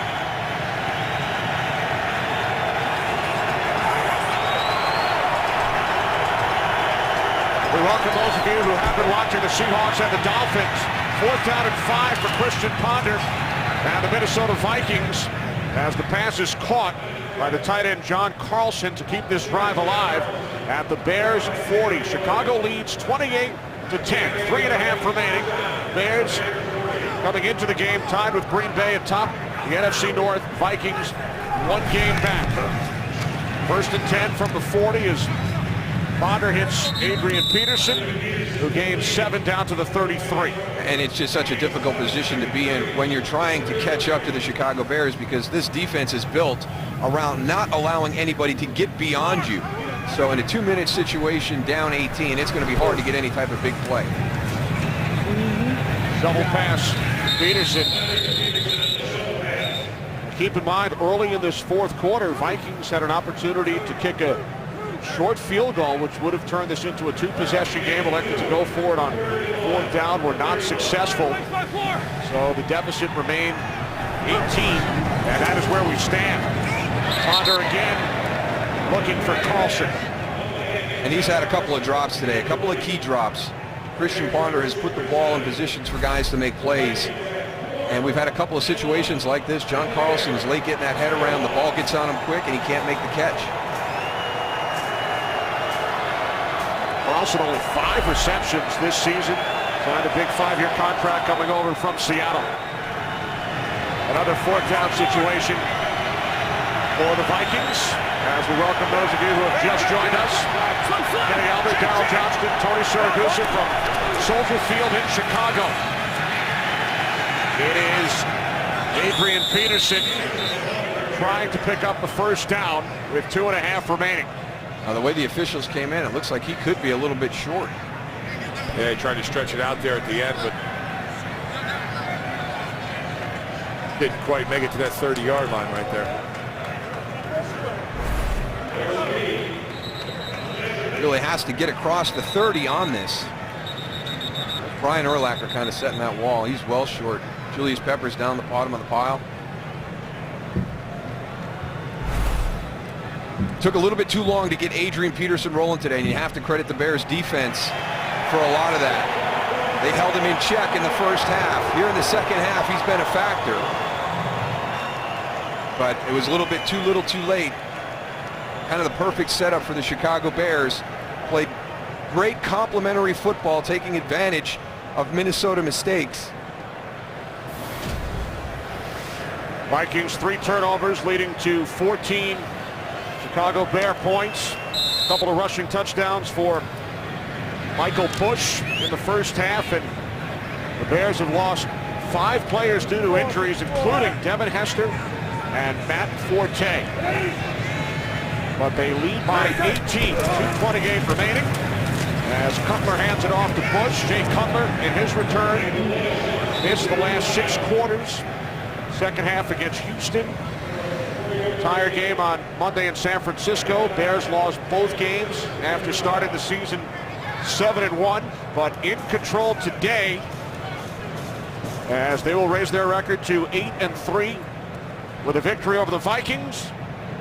And then we'll watch as the Packers take on the Giants tonight. We have hit the 2-minute warning here in Chicago. Jay Cutler and the Chicago Bears back on track. as they lead the Vikings 28-10 with 2 minutes remaining. These teams will do it again 2 weeks from today in Minneapolis. Here's Bush. We head to Los Angeles for a game break with Patrick O'Neill. Patrick. Thank you, Kenny. Coming up next, America's Game of the Week. Colin Kaepernick earned the start over Alex Smith. And Drew Brees, 28 touchdowns. Saints have won 5 of 6, a rematch of last year's NFC Divisional. Well, it certainly is the great debate. Kenny, Moose, and Goose. Who do you start, Kaepernick or Smith? Well, we got a pretty good guy calling that game. I'm looking forward to hear what Troy Aikman has to say about that decision. I don't know. Kaepernick's pretty hot from last week, Daryl. Alex Smith. Yeah. I don't consider him to be a safe guy. I mean, we did that game, Tony. We did New Orleans, San Francisco last year. That was an outstanding performance by Alex Smith. That was. Well, the Chicago Bears certainly know what Colin Kaepernick can do. Here's Michael Bush. And Bush able to pick up a Bears first down. Kaepernick in his first start, 32-7 over the Bears on Monday, but a different story for the Bears today, led by the combination of Jay Cutler and Brandon Marshall. And not a whole lot of diva in this wide receivers game. I mean, he did all the dirty work this afternoon. He worked underneath in the deep end of the swimming pool, Tony, where all those big guys are, and he was outstanding. Great hand strength at the point of the catch. Antoine Winfield actually played him very well today, and he just made great catches in tight coverage. Yeah, he can do a lot of things, man. He blocks pretty well, too. Yes, he does. And yet, you know, the only thing, the deep ball would have given him awesome numbers today. He'd have been 13 catches, up around 145 yards if he pulled in that big shot on that last drive. 12 receptions today for Marshall. A couple of things, as you saw, first Bear since Marty Booker, and he's also the 5th player all time, 1,000 yards with 3 teams. Goose caught up with Brandon before the game. I wish you would if I was guard. Boy, you wouldn't do that. On the outside, on the outside. Oh, you said too far, man. Did you see that set you had? I'm by you. He didn't think I still had the little shake and bake, Moose. That's a nice inside move, Tony. Yeah, I'll tell you. I don't remember that one from the repertoire. It was there. It was just a little cloudy, a little dusty right now, but it's still in the box. Would you like some oxygen, Goose? Yes, please. 2nd and 9, it's Bush. Under a minute remaining.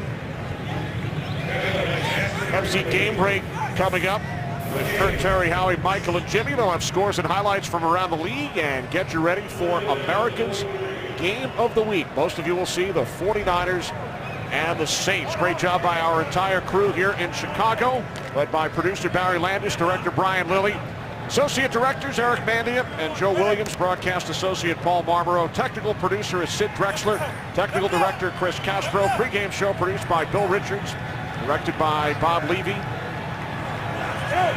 With 20 seconds remaining, Bears will go to 8-3. Only the Falcons have more wins in the NFC. Big game tonight. Green Bay Packers, New York Giants. Bears win their 6th in a row over the Vikings and end their 2-game losing streak. Well, for Daryl Johnston and Tony Siragusa, Kenny Albert saying so long from Chicago.